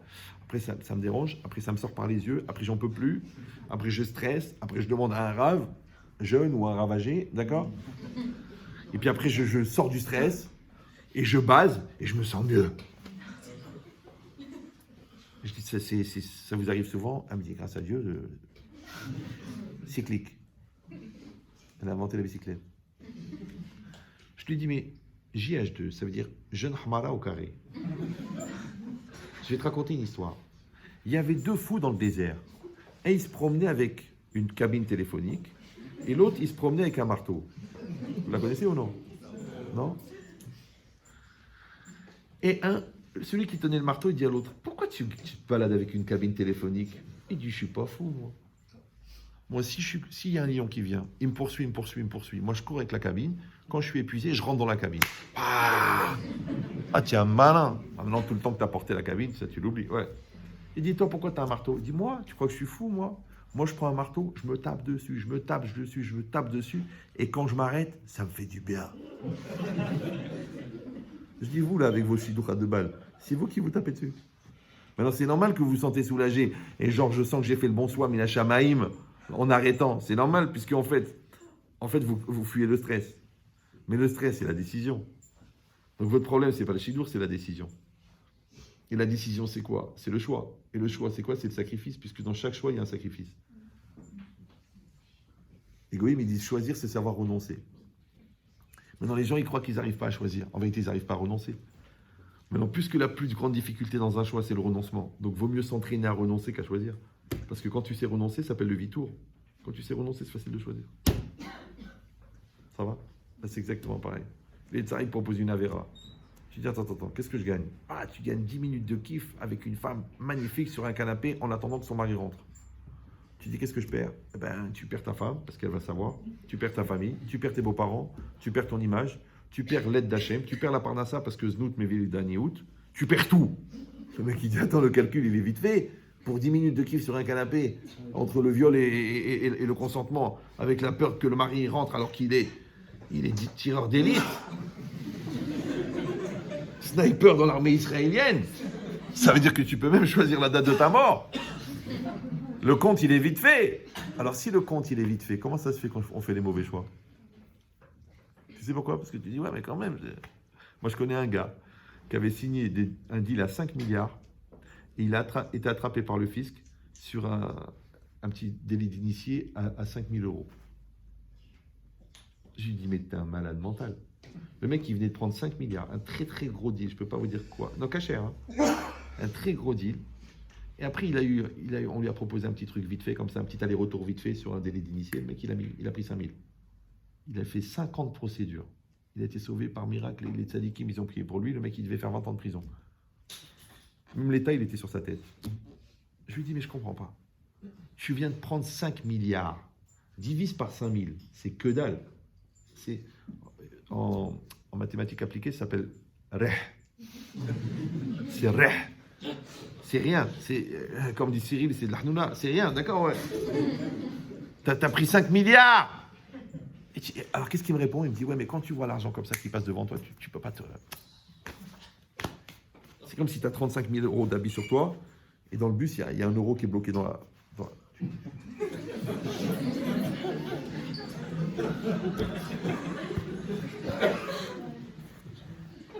Tu dis, haram. Mais de quelle ville du Maroc tu viens? D'accord? Donc, chut, restez calme. Donc, ça veut dire quoi? Ça veut dire qu'en fait, la responsabilité, c'est cette capacité à aller chercher en soi La personne qui va t'aider toi à rester toi. Qui va t'encourager toi à devenir toi. Qui va te pousser toi à être meilleur que toi. C'est ça la Charayut. Ouais. Maintenant oui c'est marqué. Parce qu'il faudrait qu'on fasse un peu de Torah. Pour l'instant on n'a pas fait grand chose. Alors il ramène le Raphaël Shmulovitz dans Shmuel. Tu sais que Shaoul c'était le premier roi qui a été oint. Tous les autres c'est des canards à côté. Les oints. Mais et qu'est-ce qui s'est passé? Hachem l'a envoyé pour faire la guerre contre Amalek. Et quand le peuple, ils ont vu le beau troupeau d'Amalek, ils ont massacré tout le monde, sauf le roi et le troupeau. Et ils ont ramené le troupeau. Il fallait pas, parce qu'il faut détruire tout dans Amalek. Quand Shmuel il est venu pour accueillir le roi au retour de la guerre, il a entendu le troupeau. Et il lui a dit, Vayomer Shmuel. Il lui a dit Shmuel. Im katan ata be'enecha, si tu es petit à tes yeux, roche shifté Israël ata, tu es à la tête des tribus d'Israël. Lama lo shamarta bekol Hashem, pourquoi tu n'as pas écouté la parole de Dieu? Dieu il t'a dit qu'il faut tout massacrer. Et toi tu gardes le troupeau. Qu'est-ce qu'il a répondu? Vayomer Shaoul et Shmuel, chatati, j'ai fauté, qui avarti et pi Hashem, parce que j'ai transgressé ta parole et la parole d'Hashem. Et pi Hashem, la parole d'Hashem, vedevarecha et ta parole. Pourquoi? Qui arrêti et ta âme, j'ai eu peur du peuple, vaishma bekolam, j'ai écouté leur voix. C'est un peu comme la politique d'aujourd'hui. D'accord? Les gens, ils sont élus par le peuple, mais quand le peuple n'est pas content, ils tiennent compte de l'opinion publique. Du coup, donc ils font pas ce pourquoi ils ont été élus, puisqu'ils ont peur que le peuple décide que c'est pas bien. Et ça tourne en rond. Donc ici, c'est pareil. Toi, c'est vrai que toi, tu es Anav, et toi, tu es tzaddik. Shaoul, c'est un très grand tzaddik, attention. Et c'est un très grand Talmid Chacham. Mais il a fait une erreur. Im katanata benecha, si toi, tu es petit à tes yeux, mais en tant que roi, ouais, tu n'as pas le droit d'être modeste. Parce que toi, tu dois accomplir la parole d'Hachem. Maintenant, ça, c'est au niveau d'un roi. Maintenant, un homme, c'est un roi, puisqu'il doit être maître de son corps. Et son Yetzara, il lui dit, allez, détends-toi, arrête de te prendre la tête, faut pas exagérer non plus. Qui a dit que c'est assourd, c'est midera banane, ça veut dire que tu vas prendre une banane bientôt. Ouais. Ouais, et ton Yetzara, il a dit, allez, laisse-toi aller, vas-y, calme-toi, et vas-y, débauche-toi et pourris-toi. Et toi, dans ta tête, tu dis, imata katan beinecha, si toi, t'es petit à tes yeux. Ouais. Tu as oublié qu'Hachem, il t'a donné un roi, il t'a donné un ordre. Asher kideshanu bemitzvota vetsivanu. C'est pour ça que le Chazonish, il dit que la seule manière d'apprendre les Yirat Shamayim, c'est l'alacha. Il faut apprendre l'alacha. Parce que les gens, ils ne savent pas. Par exemple, vous savez qu'avant de sortir Shabbat, il faut vérifier dans tes poches que tu n'as rien sur toi. Alors toujours les enfants, depuis qu'ils sont petits, les enfants vérifient les poches, on va sortir. Alors il y en a un, il m'a dit, papa, c'est le costume de Shabbat, on le met que le Shabbat. Il n'y a rien dedans. Je dis, mais mon fils, tu crois qu'on vérifie pour éviter de transporter? Mais il dit, ah non, non. Je dis, on vérifie pour appliquer une halakha qui s'appelle vérifie. Vous avez vu ou non? Parce que quand tu appliques la halakha qui s'appelle vérifie, tu augmentes ta Yirat Shamayim. Après, peut-être qu'il y aura l'occasion un jour qu'effectivement, dans la semaine, tu as oublié que samedi soir, tu avais mis quelque chose. Et maintenant, tu l'as trouvé, tu dis, oh, heureusement que j'ai vérifié. Pourquoi? Parce que sachez-le, si vous croyez en Dieu. Vous croyez en Dieu? Tout le monde croit en Dieu là? Oui, non? En entre nous, vous pouvez être sincère. Ouais. Écoutez bien, la mitzvah, ça n'est pas de ne pas fauter. Enfin, la avera, ça n'est pas enfin, la mitzvah, ce n'est pas de ne pas fauter. La mitzvah, c'est de ne pas prendre de risques. Ben oui. Parce que quand tu fautes pas, on peut toujours dire que c'est un accident. Mais quand tu prends pas de risque, on voit que c'est la crainte de Dieu. C'est comme si ton fils, il marche au bord du ravin.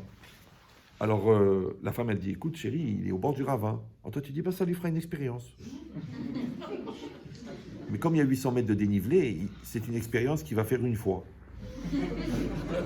C'est comme le saut élastique sans élastique. Tu peux le faire qu'une fois. Mais c'est un kiff. Il paraît que c'est comme le parachutisme sans parachute. C'est un truc, wow, il paraît que c'est...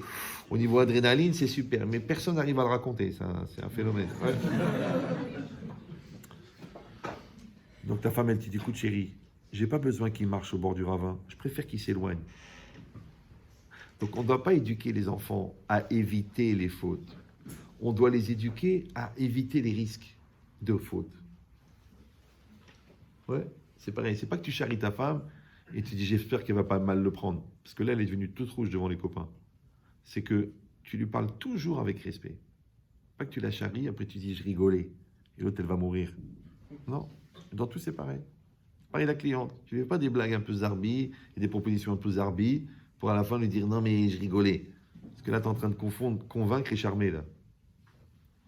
Et la différence entre les deux c'est une chambre d'hôtel. Toi tu dis ah des shalom c'est nous. On verra devant l'épreuve qu'est-ce que tu feras. Donc la mitzvah c'est ne prends pas le risque. Donc tu gardes des rapports professionnels, distants et vouvoiements avec la cliente, avec la secrétaire, avec le collègue de travail. Parce que la mitzvah, encore une fois, c'est de ne pas prendre le risque. C'est pas que tu dis, ah, chas v'shalom, on n'est pas dans un mauvais esprit, on est tous des copains. Tiens, je t'en prie, tu mets la crème dans le dos. Ah bah tu peux faire le devant si tu veux. Ok, on n'est pas religieux, mais on est des gens normaux quand même. Vous voyez cette logique? Voilà. Ben ça, c'est qui va te dire non, non, ça se fait pas? Qui c'est qui va te dire ça, c'est un sourd? Qui c'est qui va te dire fais attention? Qui va te dire mais qui a dit que tu as le droit? Qui va te dire est-ce que tu le ferais devant Baba Salé? Est-ce que tu le ferais devant le Chazonish? C'est qui ça? C'est l'autre moi. C'est celui qui est Acharaï. Oui. Maintenant, si toi tu te laisses influencer, si toi tu te laisses prendre, maintenant quelle différence entre un mec dans la rue qui dit tiens j'ai billet de 100 euros à 20 euros, ouais, ou quelqu'un qui dit tiens tu veux une passe à 10 euros avec une bonne femme, ou alors qu'il soit dehors, le Yetzirah, ou qu'il soit dedans. Si la foi elle est dedans, c'est moins grave que si la voix elle est dehors. C'est ça ton problème. C'est que tu n'as pas compris que le Chovot Alvavot, il dit que le Yetzirah, il est dans tout. Il est dans la particule élémentaire, il est dans la galaxie. Tout est divisé en deux. Rachid dit autrement, il dit Shnei drachim lefanecha, il y a deux chemins devant toi, le bien et le mal. Ouais, et toi, tu as le ratson, la volonté de faire le bien ou de faire le mal. Mais l'opportunité, elle existera toujours. Tu veux de l'argent cachère, il y a de l'argent cachère. Tu veux de l'argent pas cachère, il y en a. C'est comme ça. Après, tu dis, ouais, c'est les circonstances, c'est les difficultés, c'est la situation. J'étais en train de m'étouffer, j'ai eu besoin de faire du CO2. Non. Je manquais de lumière, j'ai fait des panneaux solaires. Non. Tu les fais, ok, mais installe-les. C'est pas évident. 1 sur 2. Donc ça veut dire quoi? Je sais ce que tu vas me dire. Ouais, mais le business c'est très difficile, c'est très dur. Vous savez, les gens, ils réfléchissent à ce que l'argent rapporte, mais ils ne regardent pas qu'est-ce que l'argent coûte. Maintenant, si l'argent il t'a coûté la bracha, si l'argent il t'a coûté ta famille, si l'argent il t'a coûté ta femme, parce que les gens qui ont beaucoup d'argent, ils n'ont pas les mêmes loisirs que les gens qui n'en ont pas. Toi, tu fais un anniversaire, tu prends un gâteau, tu amènes 10 personnes, on fait un kiff. L'autre, il a loué une île. C'est normal que les serveuses elles soient toutes nues. Il a fait venir de la pâtisserie de chez Contini. Alors que le mec, il est en Floride, en jet privé. Eh ben, c'est normal, c'est un autre goût. On lui dit, mais t'es Contini ou quoi? Il s'appelait Tony. Ouais. Donc cette idée-là, que quelqu'un y réfléchit, que dans la posteriori, à un moment ou à un autre, il a manqué de responsabilité. Ouais, il n'était pas là pour être le Meller. Et le Meller, il est Meller sur le peuple, et l'homme, il est Meller sur son corps. Et l'homme, il est Meller sur son cœur. Et l'homme, il est Meller sur sa tête. Et il est Meller sur sa haine. Maintenant, si tu n'es plus le Meller, c'est parce que tu n'as pas pris la responsabilité d'être le Meller. Ça va?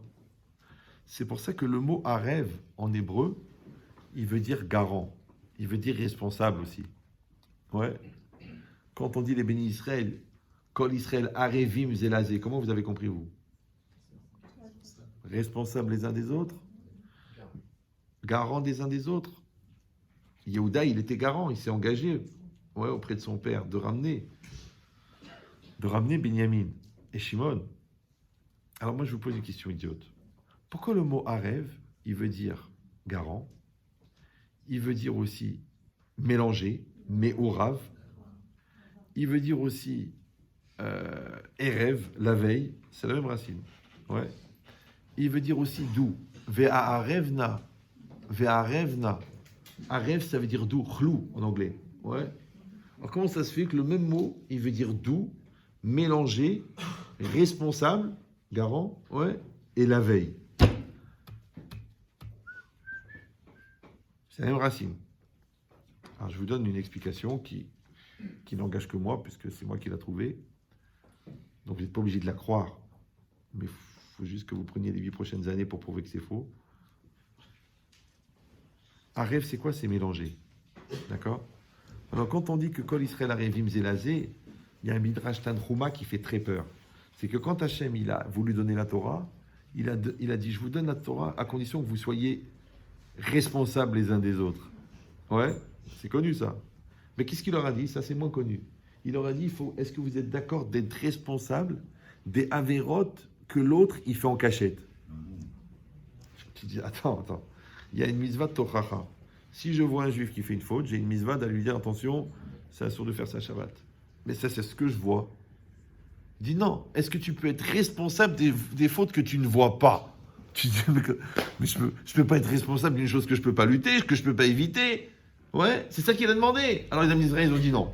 Il a dit non, les fautes qu'on voit, ok, mais les fautes qu'on voit pas, on veut pas. Mais comment il a pu demander une chose pareille? C'est bizarre, non? Maintenant, la Gemara dans ma cote, elle dit le passage qui dit que quand un homme il a tué Béchogeg, il va en ville de refuge. Quand quelqu'un il a tué de manière involontaire, il n'a pas vérifié sa hache. Ouais, elle bougeait un peu, il a dit c'est pas grave. Après, il a vu qu'il n'y avait personne autour, il a fait comme ça, et au moment où il baissait pour frapper, le fer de la hache il est parti, et il a été sur la tête de quelqu'un.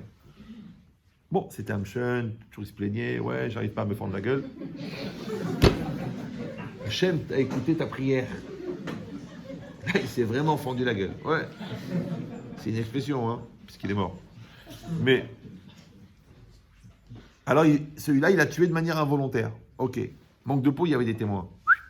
Du coup, il se barre comme un fou. Il faut qu'il aille en ville de refuge. Jusqu'à quand il reste en ville de refuge? Jusqu'à la mort du Kohen Gadol. Tu dis, mais c'est un petit peu aléatoire. Parce qu'imagine, le Kohen Gadol, il vient d'être nommé, il a 18 ans. Et quand est-ce qu'il va mourir? On ne sait pas. Allez, à toi. Ouais. Donc vous avez bien compris que le sujet principal des prières dans les villes de refuge était la mort, mais rien qui crève, qui meurt, qui s'étouffe, qui glisse dans l'escalier, qui avale un os, mais qui meurt. C'est pour ça que la Mishnah elle dit que les mamans des Kohen Gadol, elles amenaient des cadeaux aux gens. Ben, vous êtes bien ici. Ah ben c'est joli. Ah, ils t'ont donné un 3 pièces. Oh, t'as ta femme et tes enfants. Mais qui mieux que toi? Fais-toi un kiff, tiens, voilà la boutarde, d'accord? Et demande la Gemara, mais pourquoi est-ce que la libération des gens qui ont tué de manière involontaire et qui sont condamnés à résider dans une ville de refuge, elle dépend de la mort du Kohen Gadol? Qu'est-ce qu'il a rien fait, le pauvre? Il n'était pas là-bas, non? Il n'était pas dans la forêt pour dire hop, qu'est-ce que tu fais là? Vérifie la hache, s'il te plaît. Non. La Gemara, elle dit quoi? Si le Kohen Gadol, il avait pris avec plus de kavana, il n'y aurait pas eu de meurtre involontaire en Israël. Tu dis, attends, c'est un petit peu... C'est pour ça qu'on prend des antiseptiques. À cause des sceptiques. La réponse, elle est simple. Bon, c'est très profond, mais je vous la fais en schéma. Vous savez, ça s'appelle le phénomène pyramidal. Il y a les bénis Israël. Tu montes. Après, il y a tous les Lévi'im. Tu montes. Après, il y a tous les Kohanim. Le plus grand des Kohanim, le plus kadosh, le plus racham, le plus tzaddik, c'est le Kohen Gadol. Maintenant, comme c'est pyramidal, quand tu tires en haut de la pyramide, tu tires tout le reste. Donc, si le Kohen Gadol, il avait pris avec plus de kavana, donc la kavana, c'est quoi? C'est la conscience que Dieu existe. La conscience que Dieu existe, elle aurait développé la conscience chez le Béné Israël, et avant de prendre la hache, il aurait dit, attends, je la vérifie. Si le père, il montre, il tire, ça fait la conscience de la mère, qui fait la conscience du grand frère, qui fait la conscience du petit frère. Donc, le père, il est Kohen Gadol. Les parents, ils sont Kohen Gadol. Ils tirent vers le haut. Tu tires vers le bas, tu dis, ah, mais c'est quoi cette famille normale? Ouais. Bah, c'est toi qui as décidé. Tu mets de la Torah, tu mets de la finesse, tu mets de la douceur, tu mets des midot, tu mets de la gdoucha, tu mets de l'investissement. Toute la famille, elle monte. Tu mets de la bêtise, tu mets de la télé, tu mets Internet, tu mets des téléphones, tu mets des smartphones, tu fais des lourdeurs, tu mets des feuilletons, tu remplaces la babysit par des films. Après, tu dis, mais c'est quoi? Ils sont tous débiles dans cette famille. Bah, c'est un choix qui t'appartient. C'est sûr, la facilité ne rend pas intelligent. La difficulté, oui. Pas parce que c'est difficile, parce que la difficulté, elle t'oblige à faire Messirut Nefesh. Et c'est la Messirut Nefesh qui donne des résultats. Mais comme tu trouves des systèmes pour ne pas faire de sacrifice, donc tu n'as pas de résultat. Puisque ce qu'on a dans la vie, ce n'est pas ce qu'on a obtenu, c'est les sacrifices qu'on a fait pour l'avoir. Donc quand tu te débrouilles pour ne faire aucun sacrifice dans ton couple, tu t'étonnes qu'il n'y a rien. Quand tu t'étonnes pour faire aucun sacrifice pour tes études, tu t'étonnes que tu ne retiens rien. Quand tu vois que tu ne fais aucun sacrifice pour tes enfants, tu t'étonnes qu'ils n'ont rien. Mais c'est normal, Baba, tu n'as pas fait de sacrifice. Maintenant, tu sacrifies ton Yetzara, tu sacrifies ta flemme, tu sacrifies ta lourdeur, tu sacrifies ta bêtise. Tu sacrifies ta psychorigidité, ta maroquinerie, ta tuniserie, tu sacrifies. Rien qu'amène des corbanotes, amène des corbanotes, amène des corbanotes. À ce moment-là, tu changes. À ce moment-là, ça s'acquiert. C'est pour ça que c'est marqué Charout à la Luchot. C'était gravé sur les pierres. Pourquoi le bon Dieu, il a gravé? Il aurait pu écrire, il aurait pu dessiner, il aurait pu mettre un feutre, mais indélébile. Il a gravé. Tu sais pourquoi? Tu sais pourquoi la gravure, ça tient mieux? Tu sais pourquoi? Parce qu'on a enlevé quelque chose. Tu vois les sacrifices que tu as fait pour l'autre, c'est ça qui te rattache à l'autre. Tu vois les sacrifices que tu as fait pour la Torah, c'est ça qui te rattache à la Torah. Tu vois les sacrifices que tu as fait pour le client, c'est pour ça que le client il t'aime à toi. Parce que tu as fait des efforts pour lui. Pourquoi il t'aime? Parce que tu lui as pris 200 €? Non, parce que tu as cherché le bon produit, tu as pris du temps pour voir qu'il était adapté à lui, et tu lui as montré que tu étais là s'il avait besoin, et tu as fait le service après-vente. Le mec il dit, celui-là, je vais lui amener des clients. Tu sais pourquoi? Parce que tu t'es sacrifié. Et si tu dis vite fait, je le fais vite fait, je loue, je prends, je me cache, je lui dis un faux prénom. Ben, tu dis, ah c'est marrant, il n'y a plus la bracha, le marché il s'est fermé, il n'y a rien qui bouge. Attends, il y a des clients, tu les as tellement ouverts, tu étais obligé de leur mettre une fermeture éclair. Parce que tu leur as fait les panneaux solaires, après tu leur as fait les fenêtres en PVC, après tu leur as fait la clim, après tu leur as fait la rénovation, après tu leur as fait l'isolation. Le mec il n'en peut plus, il dit j'ai plus d'argent, je n'ai plus d'argent, Monsieur Patrick, je n'ai plus d'argent. Tu dis il y a encore. Vous êtes dans le surendettement à l'envers. On peut encore tirer encore 230 € par mois sur la retraite de vos petits-enfants blinédaires. Après, tu t'étonnes que le taux de suicide, il augmente. Ouais. Moi, je vous le dis, je vous le répète. Faites attention. Je le dis beaucoup en Israël, mais je le dis aussi ici. Si tous les matins, il y a 10 000 goy qui prient pour que tu meurs, tu ne vas pas attraper une angine. Au moins une leucémie. Enfin, un truc rachouf, quoi. Tu dis, mais c'est mis des rabanans. Arrête. Arrête. Ça va? Donc, qu'est-ce qu'on est en train de dire? On est en train de dire que toi, tu fais le sacrifice. Mais la capacité à faire le sacrifice, plutôt que de choisir la facilité, c'est aussi une responsabilité. Vous suivez ou non? Je prends la responsabilité de rembourser la dette. Je prends la responsabilité de payer les employés. Je prends la responsabilité de rembourser le crédit. Je prends la responsabilité de rendre la maison dans le cas dans l'état où on me l'a laissé. Je prends la responsabilité d'aider l'école pour être partenaire pour que l'enfant il devienne quelqu'un de bien plutôt que de mettre tout sur l'école et après de rien faire et de dire ouais je comprends pas avec tout ce que je paye comme scolarité. Mais c'est une responsabilité. Alors il faut savoir, le Rav Chaim Shmulevitz, il dit que Nir'e, il semble, qui gdulato chez la Adam, la grandeur de l'homme, nim dedet, elle se mesure, les filles midat acharioto les maasav, selon son niveau de responsabilité sur ses actes. Ou mishéeno klal, ou mishéeno achari klal les maasav, et celui qui est totalement irresponsable de ses actes, Areu begeder lav bardaat le gamre. Il est dans un niveau il n'a pas de da'at du tout. C'est pour ça que j'ai parlé du da'at. Ouais. Maintenant, les chachamim, ils disent El aniout ka aniout da'at. Il n'y a pas une plus grande pauvreté que la pauvreté du da'at. Ça veut dire quoi? Tu vois, par exemple, il y a des gens, ils font médecine. Mais alors, en général, quand ils font médecine, ils deviennent médecins. Maintenant, pourquoi il y a des bons médecins et des mauvais médecins? Puisqu'ils ont tous fait médecine. Parce qu'il y en a un, c'est un bon médecin. Il va diagnostiquer, il a une siyata d'ishmaïa dans le diagnostic, il te dit c'est ça que tu as, tu vas prendre ce médicament, ça va prendre 6 jours et tu vas être bien. L'autre, il ne sait pas exactement ce que tu as, Il est en train déjà de réfléchir qu'est-ce qu'il va faire avec tes 180 euros au niveau de ses placements, qu'il est en train de racheter une franchise de restaurant italien. Il va te donner 12 médicaments en espérant que un te sauve si les autres ne te tuent pas.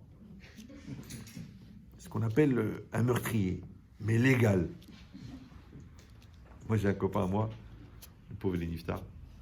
Et quand il a fini ses études de dentiste, il a eu le serment d'Hippocrate.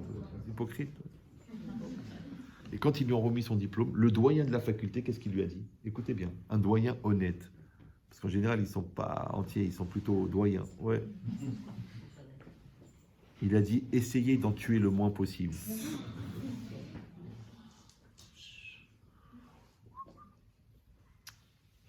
C'est marqué, hein. Rov Arofim la Gehinam. C'est-à-dire qu'il est conscient, le gars, que ça va pas être facile. D'accord? Donc, quelqu'un, on mesure la grandeur de la personne à sa capacité à assumer ses actes. Maintenant, c'est quoi assumer ses actes? Alors, c'est facile.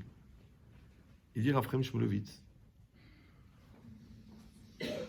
si quelqu'un, il a pris une dette, il n'arrive pas à la rembourser, c'est qu'en fait, au moment où il a contracté la dette, il ne s'est pas engagé à rembourser. Parce que s'il s'était engagé à rembourser, Hachem l'aurait aidé à trouver l'argent pour rembourser. Donc je résume la situation.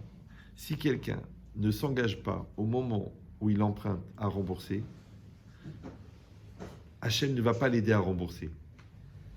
Maintenant, qu'est-ce qu'Hachem il vient voir là-dedans? Moi et toi, on fait un deal. Tu me prêtes 30 000, je te prête 30 000. Ok, tu t'engages, je m'engage. Mais si dans mon cœur, je ne m'engage pas, mais j'ai quand même dit je m'engage, j'ai même signé un papier et tout, mais au fond, je ne m'engage pas. Donc Hachem ne va pas m'aider. Mais quel rapport avec Hachem? C'est un rapport entre un homme et un homme. En vérité, la logique, on va répondre à cette question après. Mais si tu développes l'idée de Raphaël Shmulevitz, quand tu dis qu'un homme qui ne s'engage pas à rembourser, ouais, Hachem ne va pas l'aider. Maintenant, quelle différence entre quelqu'un qui ne s'engage pas à rembourser et quelqu'un qui s'engage à ne pas rembourser? Tu dis, ah non, mais ça n'a rien à voir, là, vous jouez sur les mots. Moi, je joue sur les mots, moi. Tu sais qu'est-ce qu'il a dit, le Messie Técharim? Que quand quelqu'un il fait Teshuvah, sa Teshuvah, elle doit être très très forte et très puissante. Il a dit, quel langage? Il dit, Ke akirat aneder, comme le déracinement d'un vœu. Tu dis, mais quel rapport avec le vœu? C'est-à-dire que quand quelqu'un faute, en fait, il a fait le vœu de fauter. Donc la Teshuvah, il faut enlever le vœu. Et c'est vrai, quand tu vois la détermination que les gens ils font à faire des avérotes et la difficulté qu'ils ont à faire Teshuvah, tu sens que le gars, il s'est engagé. Maintenant, comment quelqu'un il peut s'engager dans le mal et ne pas s'engager dans le bien? Alors, c'est très simple. C'est très facile. Vous savez, en résumé, une personne est faite en trois parties. Il y a la Neshama, le Nefesh et le Gouf. La Neshama, elle est divine. Le Nefesh, c'est le psychique, le moi, le jeu. Et le corps, c'est le corps. C'est de la viande organisée plus ou moins harmonieusement selon le mazal pondéral de chacune. C'est pas grave. D'accord. Alors, bon, ça c'est le Rav Tobozak, qui était un concurrent de Spinoza, qui a dit ça. Donc maintenant, la Neshama, bon, je sais que vous l'avez déjà entendu, mais c'est pas grave, réécoutez-le. La Neshama, c'est comme un espèce de compresseur. Elle produit une énergie extrêmement puissante et infinie, comme la Neshama elle-même, qui s'appelle l'énergie. On l'a appelée l'énergie. Maintenant, ici, vous savez, il y a une prise, vous la voyez là. Maintenant, vous savez que quand vous êtes abonné à EDF ou à Énergie, vous ne payez pas la fabrication du courant, vous payez l'utilisation du courant. Donc, on va imaginer que la prise, c'est la Neshama. Et la Neshama, elle produit du courant. Le courant, c'est l'énergie qui sort de l'âme. Cette énergie, comme elle vient de l'âme, elle est comme l'âme, elle est infinie. Cette énergie, quand elle arrive dans le Nefesh, elle arrive dans le psychique, elle arrive dans le jeu, au moment, alors là je vous demande de faire très attention parce que les mots sont très nuancés et comme il me reste à peu près 40 secondes, donc je voudrais qu'on fasse ça bien concentré. Si vous le comprenez bien, vous allez gagner 10 ans. Si vous le comprenez mal, vous risquez d'être apicoros. Apicoros, ce n'est pas des gens qui sont tellement heureux d'être ensemble qu'ils se mettent à chanter apicoros. Non. C'est des gens qui sont renégats. Ouais. Donc écoutez bien. Cette énergie, elle est dans l'âme. Elle sort de l'âme. Quand elle arrive en dehors de l'âme, ouais, ce qu'en éthique médicale on appelle la vie, cette énergie, elle arrive dans le nefesh. Il dit le Rav Wolbe, très religieux aussi. Hein. Il dit au moment où le jeu, il prend en charge cette énergie, à ce moment-là, elle s'appelle Ratson. Ça va? Maintenant, très très important, elle ne s'appelle pas Ratson quand elle est dans la Neshama. Moi, je l'appelle énergie parce qu'on n'a pas inventé un mot pour ça. Parce que dans tous les Sfarim, quand vous allez commencer à étudier les choses profondes, vous allez lire Ratson Novea mais Neshama. Le Ratson vient de la volonté. Tu dis, mais attends, il y a un malaise. Parce que si la volonté vient de la Neshama et que la Neshama est divine, donc si notre volonté vient de la Neshama, c'est qu'on est des robots. Si on est robot, il n'y a pas de libre arbitre. S'il n'y a pas de libre arbitre, Apikoros. Allez, la petite nuance. C'est que moi, je me suis permis, dans un esprit pédagogique, pour vous éviter une déperdition de Olam Haba, de dire, je répète, que la Neshama, elle produit cette énergie, qui est de la même nature que la Neshama, donc qui est infinie. Quand elle est prise en charge par le jeu, elle s'appelle Ratson. Maintenant, le jeu, il prend cette énergie, il la met dans le corps. Ça s'appelle motivation. Il la met dans les actes. Ça s'appelle détermination. Il le met dans le couple. Il s'appelle l'amour. Il le met dans la parole. Il s'appelle conviction. Vous voyez ce que je veux dire ou non? Donc en fait, quand je dis je veux, il y a une espèce d'illusion d'optique de croire que les deux c'est la même chose. Mais c'est faux. Parce que le jeu, il est humain, mais le vœu, il est divin. Comme le vœu, il est divin, il est infini. Mais le jeu, il est humain, il a un début, il a une fin. Donc c'est quoi le challenge? C'est comment infini, il peut maîtriser un infini.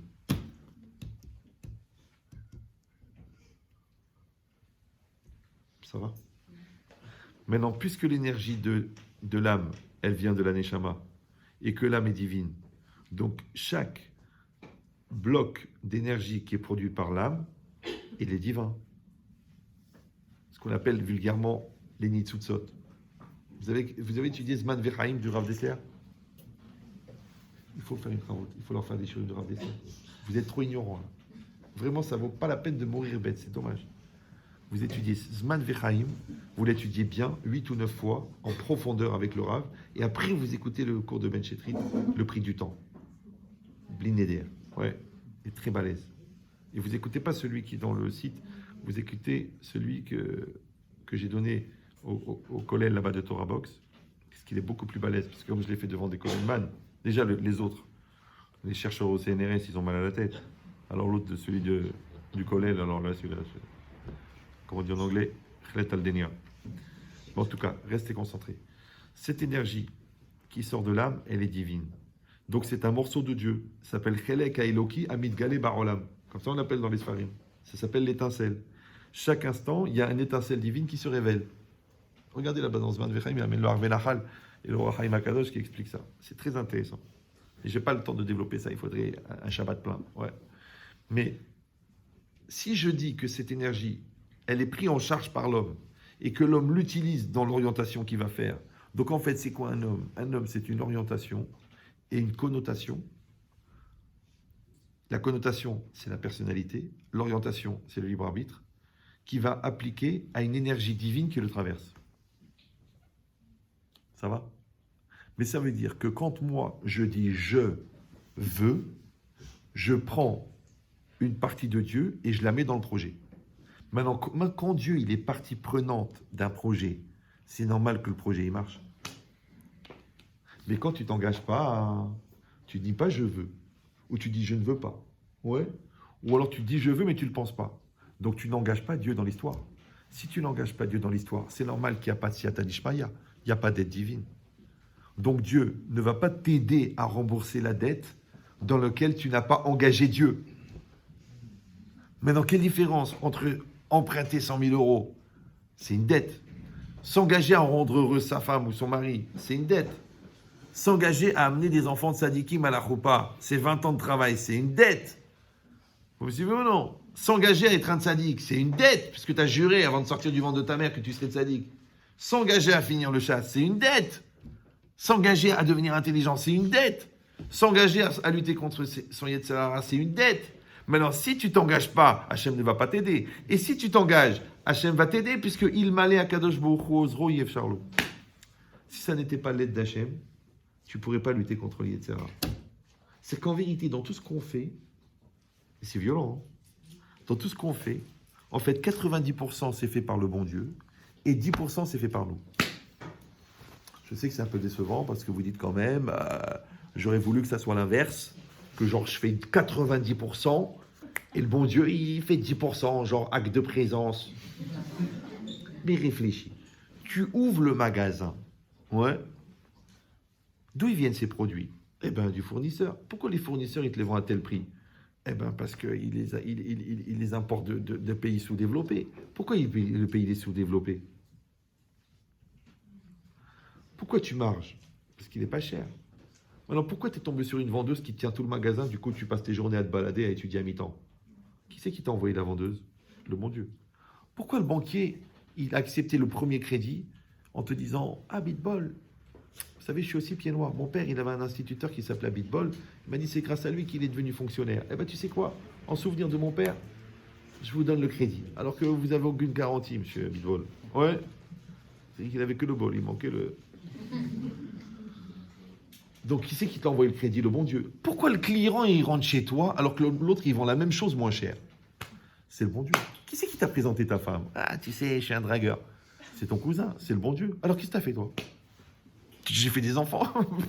Tu as donné une petite goutte de mayonnaise, on te rend un bébé qui parle, qui chante, qui étudie la Mishnah, qui comprend la vie, qui voit, qui marche. T'as rien fait, toi. Je te donne 3 kilos de viande, des os et 2 yeux. Vas-y, fais-nous un bébé. J'adore quand les gens disent « Oh, on va faire le 4e. » Tu vas faire quoi? Mais qu'est-ce que tu fais? Tu fais rien. Tu aimes quelqu'un, il y a une espèce d'échange de fusion de liquide, il arrive à avoir le tabose. Moi, j'ai plus d'enfants que vous, à peu près 4 fois en moyenne, mais chaque grossesse, j'arrivais pas à comprendre la bosse et le bébé. Et tout le monde me disait, tu sais, ça s'appelle la grossesse. C'est un phénomène cyclique. Ouais. Je dis non. Moi, à chaque fois, j'allais voir le Rav. Je dis, Rav, je veux faire le Hallel avec Bracha. Il me dit, mais non, mais tu fais le Gomel. Je peux pas. J'étais à l'accouchement. Le cordon, il est autour. Le bébé, il est mal placé. Il a un problème respiratoire. Le cœur, il est en tachycardie. Chaque accouchement, un miracle. Et je vais arriver, il me dit, Gomel, Gomel, Chayavim, Tovot, c'est Gamel. Mais tu rigoles, je vais faire le Hallel avec la Bracha. Et le Hallel Shalem. Parce que j'ai vu les miracles. Même quand tu finis, c'est trop balèze. Moi, j'étais toujours dans la salle d'accouchement. Alors, je me tourne, parce que c'est assourd, la sniout. Et encore avec ça, ma femme, elle arrive à obtenir de mettre une chemise ici coupée et un drap posé sur elle. Comme ça, elle n'est pas voir toute nue, elle servez-vous. Non, c'était... Ouais. Et moi, quand même, j'étais tourné, je faisais les télim. Et je priais. Une fois, j'ai tellement prié, j'ai attrapé une crise de calcul pendant l'accouchement, pour te dire un peu. J'avais peur. J'ai qu'une femme. Il n'y a qu'une maman. Ouais. Elle l'accouche, t'as pas la rumba. Là, il est dehors dans le couloir en train de fumer, il joue avec son téléphone, on lui dit c'est un garçon, il fait. Il rentre à la synagogue, Wart la star. Il y en a un qui se moque, qui fait toi, t'as que des filles, alors tais-toi. Mais qu'est-ce qu'il fait l'homme? Il fait rien. Il donne une petite goutte, 9 mois après, il reçoit un tzaddik. C'est un miracle.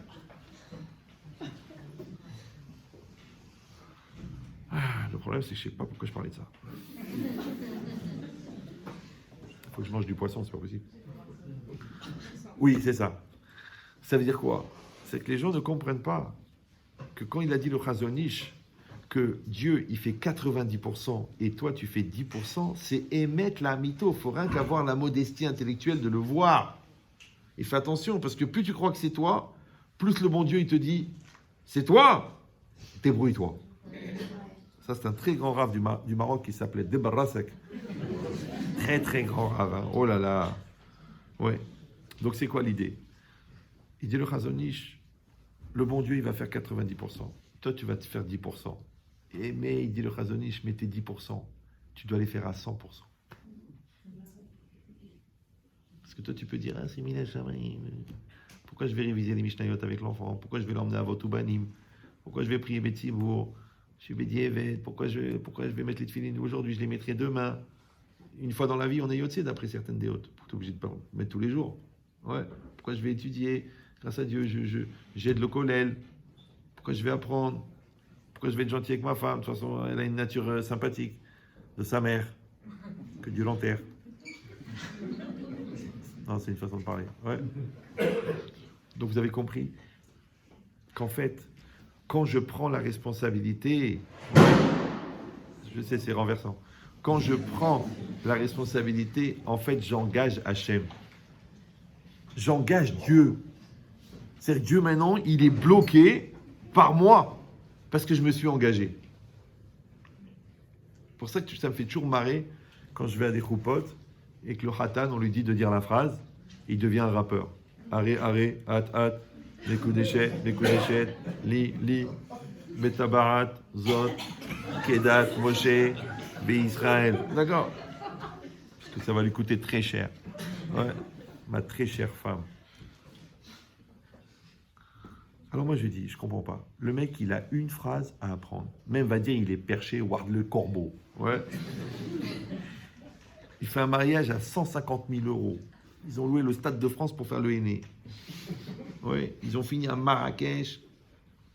Ils ont payé l'avion à tout le monde. Le mec, il a une phrase, même un goy dans la rue, tu dis, écoute, je te donne 1000 euros, tu peux apprendre une phrase. Le mec, il dit, c'est bien sûr. Hey, Mathieu, viens voir, toi aussi, apprends la phrase. Et le mec, le jour de son mariage, il connaît pas la phrase. Alors moi, je dis, si déjà, il bégaye sur la phrase, Kalvacha mort, qui bégaye sur l'engagement. Or, il faut savoir que la capacité ensuite à traverser, parce qu'il y en aura des tempêtes, il y en aura des crises, il y en aura des nerfs, il y en aura du stress, il y en aura des mal-être, il y en aura des malentendus, il y en aura du satan, il y en aura de la famille, de la belle famille, il y en aura de l'argent, il y en aura des dépôts de bilan, il y en aura des exomiles. Comment tu vas traverser tout ça? Seulement avec la puissance et l'intensité de l'engagement de départ. Mais si l'engagement de départ, il est... le petit rat qui sort du trou. Et tout le monde le dit, mais c'est les rats. Il faut un lion. Il faut un champion de bodybuilding. Il faut un champion de Krav Maga pour massacrer les Yetzer Hara. Mais si tu viens comme ça, voici que je te pousse. On m'a dit qu'il fallait que je me marie. Ça tombe aujourd'hui. Dites-moi la phrase magique. Allez, arrête, hâte. Il ne sait même pas ce que ça veut dire. Alors après, quand la femme, elle lui dit, je suis enceinte, il fait, oh! Quand il lui dit, j'ai acheté des bottes à 800 euros, il veut qu'elle meure. C'est pas pour l'argent. C'est pour le principe, c'est encore pire. Déjà qu'elle savait qu'elle ne valait pas grand-chose, maintenant elle sait qu'elle ne vaut même pas un concept. D'accord? Et c'est pareil pour ton mari, c'est pareil pour toi. Donc en vérité, la capacité, elle dépend de l'engagement. Vous suivez ou non?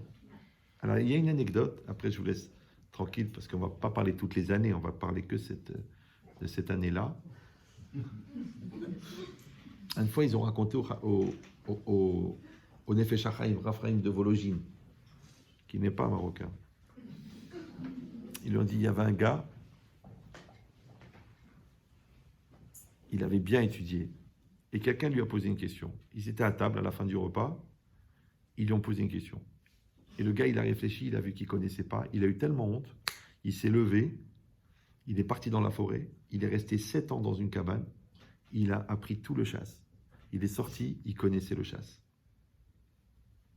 Mais il y a quelqu'un qui a dit au Nefesh HaChaim, mais il y a un petit problème de Fronkite. C'est qu'il est parti tellement avec les nerfs, il n'a pas fait le Birkat Hamazon. Alors le Nefesh HaChaim, il a dit, s'il avait fait le Birkat Hamazon, il ne serait pas parti 7 ans dans la cabane. Vous avez compris ou non? Il aurait réfléchi. Il a dit, on ne peut pas connaître tout. C'est pas grave, c'est juste une référence. Tiens, à part ça, on m'a proposé d'épouser la fille du riche et puis de tenir le magasin l'après-midi. Pourquoi il est parti comme une fusée? Parce qu'il s'est engagé. Ah, tu dis, il n'a pas fait le Birkat Hamazon? Eh bien, il va faire teshuva sur ce Birkat Hamazon. Il n'a pas fait exprès de le rater. Il est parti dans un emballement de apprendre le chasse. il a oublié de faire le mercat. Ok, ça s'appelle Azoud de Gdusha. Ok, Avera Lishma, vas-y, va étudier. Ouais. Mais s'il avait réfléchi, c'est pareil. Les plus grands choix de la vie, tu les fais en 4 secondes. Déjà dit, j'ai besoin de réfléchir, il faut donner du temps au temps. Moi, j'ai beaucoup prié quand ça arrivait les Shiluchim. J'ai prié, j'ai dit Hachem, je veux la première. Je ne veux pas commencer. Je voyais mes copains, ils comparaient les valeurs de la première avec les qualités de la deuxième et les midot de la troisième avec les midot de la quatrième. Non, parce que midot, ça veut dire qualité et mensuration. C'est compliqué. Quand tu étudies à la des belles midot, tu ne sais pas ce qu'il veut exactement. Voir un catalogue en relief. Ouais. Aujourd'hui, les Bachorim, ils veulent que des filles qui ont des belles midot. Mais des très belles midot. Ça veut dire il faut qu'elle soit mince. Pourquoi une fille qui a du hesed, elle peut pas être un peu forte? Au contraire, si elle est forte, c'est qu'elle est généreuse. Alors que si l'autre, à chaque fois que tu lui demandes de faire un effort, elle dit mince. Celle-là, elle est anorexique du hesed, celle-là. Ouais. Donc, j'ai prié. Bon, Hachem, c'était la première. J'ai dit, Hachem, je ne veux pas la deuxième, la première. Le matin de la choupa, j'étais au CDR, à malade mental. Même le Rav, il m'a dit, mais vas-y. Je fais, non, qu'est-ce que je vais faire? Tout le mariage, un téléphone. Il m'a dit, bon, tu fais rien, toi? Je suis d'accord, j'appelle l'orchestre. Tel jour, telle date, vous êtes libre, c'est OK. Je dis, mais c'est trop. C'est une question de projet dans la vie. Qu'est-ce que tu veux, toi? Tu veux t'occuper du thème du mariage, tu veux t'occuper de la couleur des kippotes, tu veux que tous les mecs aient la même cravate, ou tu veux t'occuper du rabbin Akiba Eger. Tu décides ce que tu veux. Ce à quoi tu t'engages. Ouais. Donc maintenant, quand tu es engagé, tu as compris, Hachem, il est avec toi. Quand tu n'es pas engagé, comme le vide n'existe pas, quand Hachem, il n'est pas là, c'est qui est là? C'est le Satan. Je te dis, quand tu as vidé la bouteille, l'air, il est rentré. Donc après, les gens, ils ne comprennent pas. Oui, mais pourquoi il y a le Satan à la maison? Pourquoi il y a les cris? Pourquoi il y a la colère? Pourquoi il y a la haine? Pourquoi il y a la jalousie? Je t'ai déjà dit, je te dis, je te répète. Quand tu mets Hachem, les Chachamim, ils ont un langage. Ils disent, quand la Torah, elle rentre, la Touma, elle sort. Mais quand la Touma, elle rentre, la Torah, elle sort. Maintenant, chacun, il est libre d'observer dans sa maison si c'est la Torah qui rentre ou c'est la Torah qui sort. Vous me suivez ou non? On va dire, il ne faut pas exagérer, on n'est pas religieux, on n'est pas des orthodoxes, on n'est pas des ultras. On est des gens normaux, sympathiques, équilibrés. On comprend que la Torah, c'est importante, mais la plage mixte, c'est la vitamine D.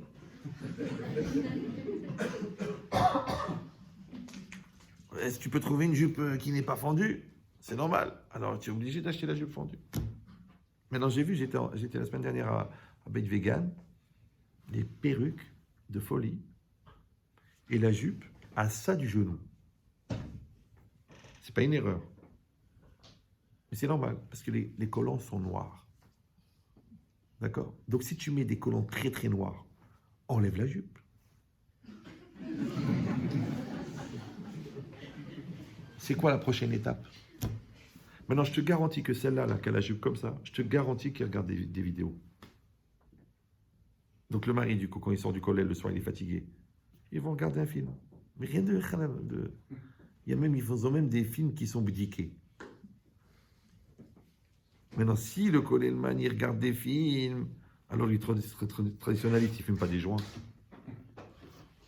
Si le traditionnaliste, il fume des joints, alors le mec dans les cités, il ne deal pas de la coke. Il ne se convertit pas à l'islam.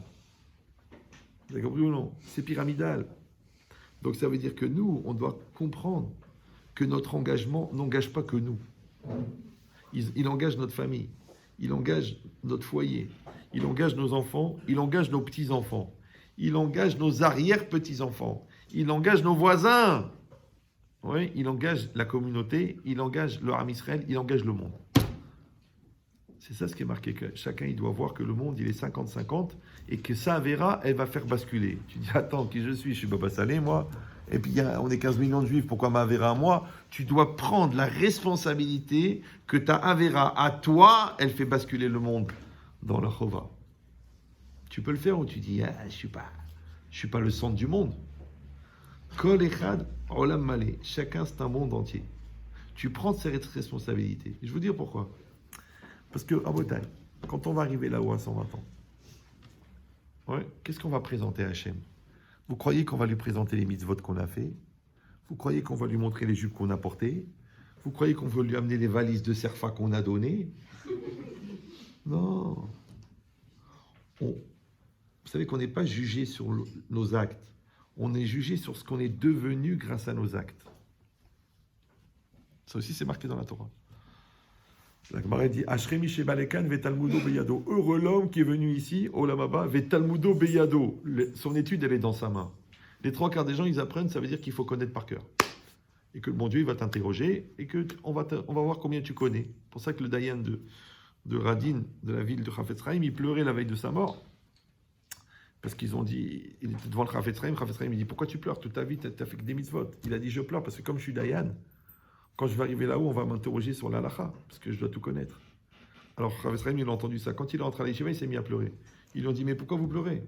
Il a dit, lui, il est Dayan, on va l'interroger sur l'halakha. Mais moi, je suis dans tout, on va m'interroger sur tout. Parce qu'il n'est pas spécialisé en quelque chose. Alors si déjà le Chafetz Chaim pleure, comment on peut être détendu, nous? Parce qu'on est détendu. On n'est pas intendu, on est détendu. On est tellement tendu qu'on a renoncé à être tendu. Du coup, on est détendu. Ouais.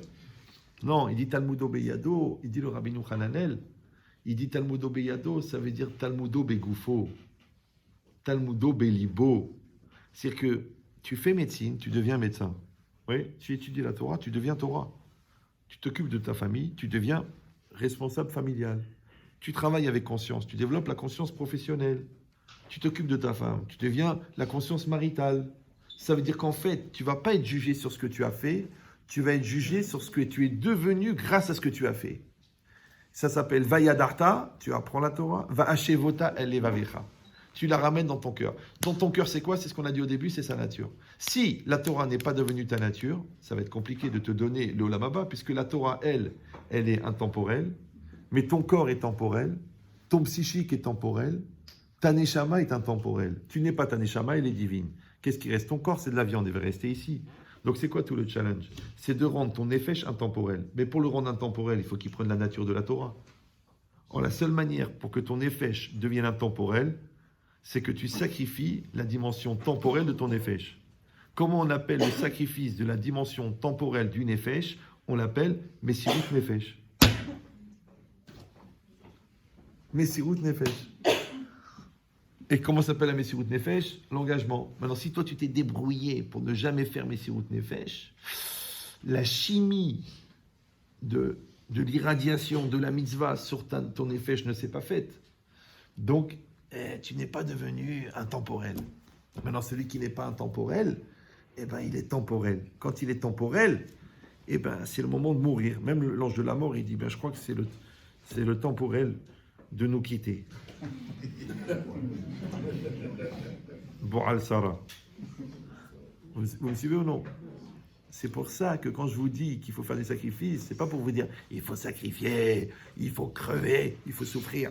Non, on n'est pas nous dans cette religion de partir tous les matins à la synagogue avec une Magen David en bois.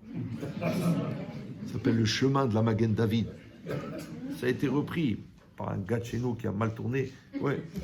Mais non, c'est pas dans la souffrance. Au contraire, il faut faire dans la joie, il faut faire dans la reconnaissance, il faut faire dans la beauté. Bon, les gens ils me disent mais comment tu expliques que les gens ils veulent t'écouter? Je dis c'est 80% d'énergie et 20% de Torah. Si vous n'êtes pas heureux dans la Torah, comment vos enfants ils vont aimer la Torah? Si vous trouvez que le Shabbat il est trop long, comment eux ils vont le trouver court? Si vous trouvez que ça vous saoule la sniout, comment vos filles elles vont pas vous dire je crois que je vais me libérer? Donc il faut que tu kiffes la sniout, il faut que tu kiffes la Torah, il faut que tu kiffes le Shabbat, il faut que tu kiffes. Mais ça se voit quand tu le kiffes. Moi les gens ils m'appellent, ils disent les enfants ils font kidouche, ils se lèvent, personne ne reste à table. Je dis mais si ta table c'est la mort. La mort. Ouais, tous les Shabbats. Yesh mera Shabbat. Alors faites les brachot. Je t'ai pas entendu toi. Comment je vais répondre amen? Tu veux pas aider ta mère? Allez, faites le berkat. Soi-disant, métifta. Amour, Rabbi David Abersera, il a dit aujourd'hui, du miel, du miel, du miel et du miel. C'est ça l'éducation. C'est pas comme nous. Nous, on a pris la tréha, on a pris la fracasse, on a pris la déchirure et on est sorti solide. Aujourd'hui, un gosse, tout de suite. Parce que lui, c'est une balle. Toi, tu es un mur. Tu sais jusqu'où elle peut aller la balle quand elle rebondit sur le mur. Donc, il faut que le mur, il devienne une main. Et quand la balle, elle tombe dans la main, elle reste dans la main. Alors, tu vas lui tendre une main ou tu vas le faire souffrir. Mais là, encore une fois, tu ne peux pas lui transmettre de l'amour si tu ne le contiens pas. Tu peux lui transmettre la Avat Torah si quand le Rav parle, tu pries pour qu'il s'étouffe. Tu peux pas lui transmettre l'amour du Shabbat si ça te prend la tête de faire attention de vérifier les horaires. C'est pas possible, papa. Ah, maintenant, pour y arriver, comment tu vas faire? Comment tu vas faire pour que le Shabbat il soit doux?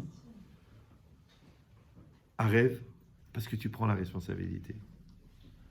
Ouais. Et quand tu prends la responsabilité, tu te portes garant pour le Shabbat, alors il devient doux. Comment? Parce que tu t'es mélangé avec le Shabbat. Tu es méorav. Ouais. Tu parles du Shabbat, tu accueilles le Shabbat, tu kiffes le Shabbat, tu profites du Shabbat. Et c'est pareil pour les tefilines, c'est pareil pour la sniout, c'est pareil pour la kedusha, c'est pareil pour tout. C'est pareil pour l'honnêteté, c'est pareil pour protéger tes yeux, c'est pareil pour tout. Tout ce qui est vécu avec le sens de la responsabilité positive va s'inscrire dans le futur. C'est pour ça que quand Hachem il a empêché Avram de faire la Hakeda, ouais, Avram il a dit au moins laisse-moi faire une blessure, au moins je l'égorge. Il n'a pas voulu. Hachem il a dit non. Pourquoi Avram il voulait absolument faire quelque chose? Nous quand on a un problème et qu'on nous dit hop il n'y a plus de problème, on est content. Parce qu'il savait, Avram, que la seule manière qu'une chose elle passe d'une génération à l'autre, c'est si elle rentre dans l'acte. Donc engagez-vous et appliquez. Maintenant, quand ton acte, il est le fruit de ton engagement, il rentre dans l'intemporel. Donc il va passer d'une génération à l'autre. Maintenant, si tu as fait 74 conférences sur les tefilines, mais tu ne les mets pas, les gosses, ils ne les mettront pas. Mais si tu les as mis tous les jours avec la Emouna, mais que tu n'as jamais compris de quoi ça parlait, tes enfants, ils mettent les tefilines. Pourquoi? Parce que tu t'es engagé. C'est pour ça que tu vois des gens qui sont des grands Talmid Chachamim, et leurs parents, c'était des gens très simples. Mais ils avaient Chesed, ils avaient Kavod et Chachamim, et Ahavat Torah. Et les gosses, ils finissent le chasse tous les ans, alors que le père, il croit que la chasse, c'est l'ancien mécanisme pour aller... Mais il dit la Torah, c'est la Torah. Chacham. Chacham. Tu vois, ils ont Ahavat Torah. Ouais. Et l'autre, il dit, les morim de l'école, c'est des trucs. L'école Elman, c'est des batlanim. Les rabbanim, c'est des schnorreurs. L'enfant, tu lui fais écouter ça, il n'a pas Kavod Torah. Après, il t'amène Fatima. Tu dis, elle a des bonnes midotes. C'est pas comme les filles de chez nous qui sont toutes intéressées. Tu dis, Hazve Shalom lo aleinu tout. Mais c'est toi qui lui as donné ça. Ah, maintenant, c'est dur quand tu vois des incompétences et tu vois des contradictions et tu vois des erreurs et tu vois des malaises. C'est dur de faire passer un bon message. Mais c'est pas grave. Tu vas le faire. Tu sais pourquoi? Parce que tu t'es engagé. Hazak Obaro. Alors, on répète. Le cours est dédié pour les Nishma de Yochevet Sultana Bat Mazal Tov. J'en profite pour rajouter mon père, Avraham Shimon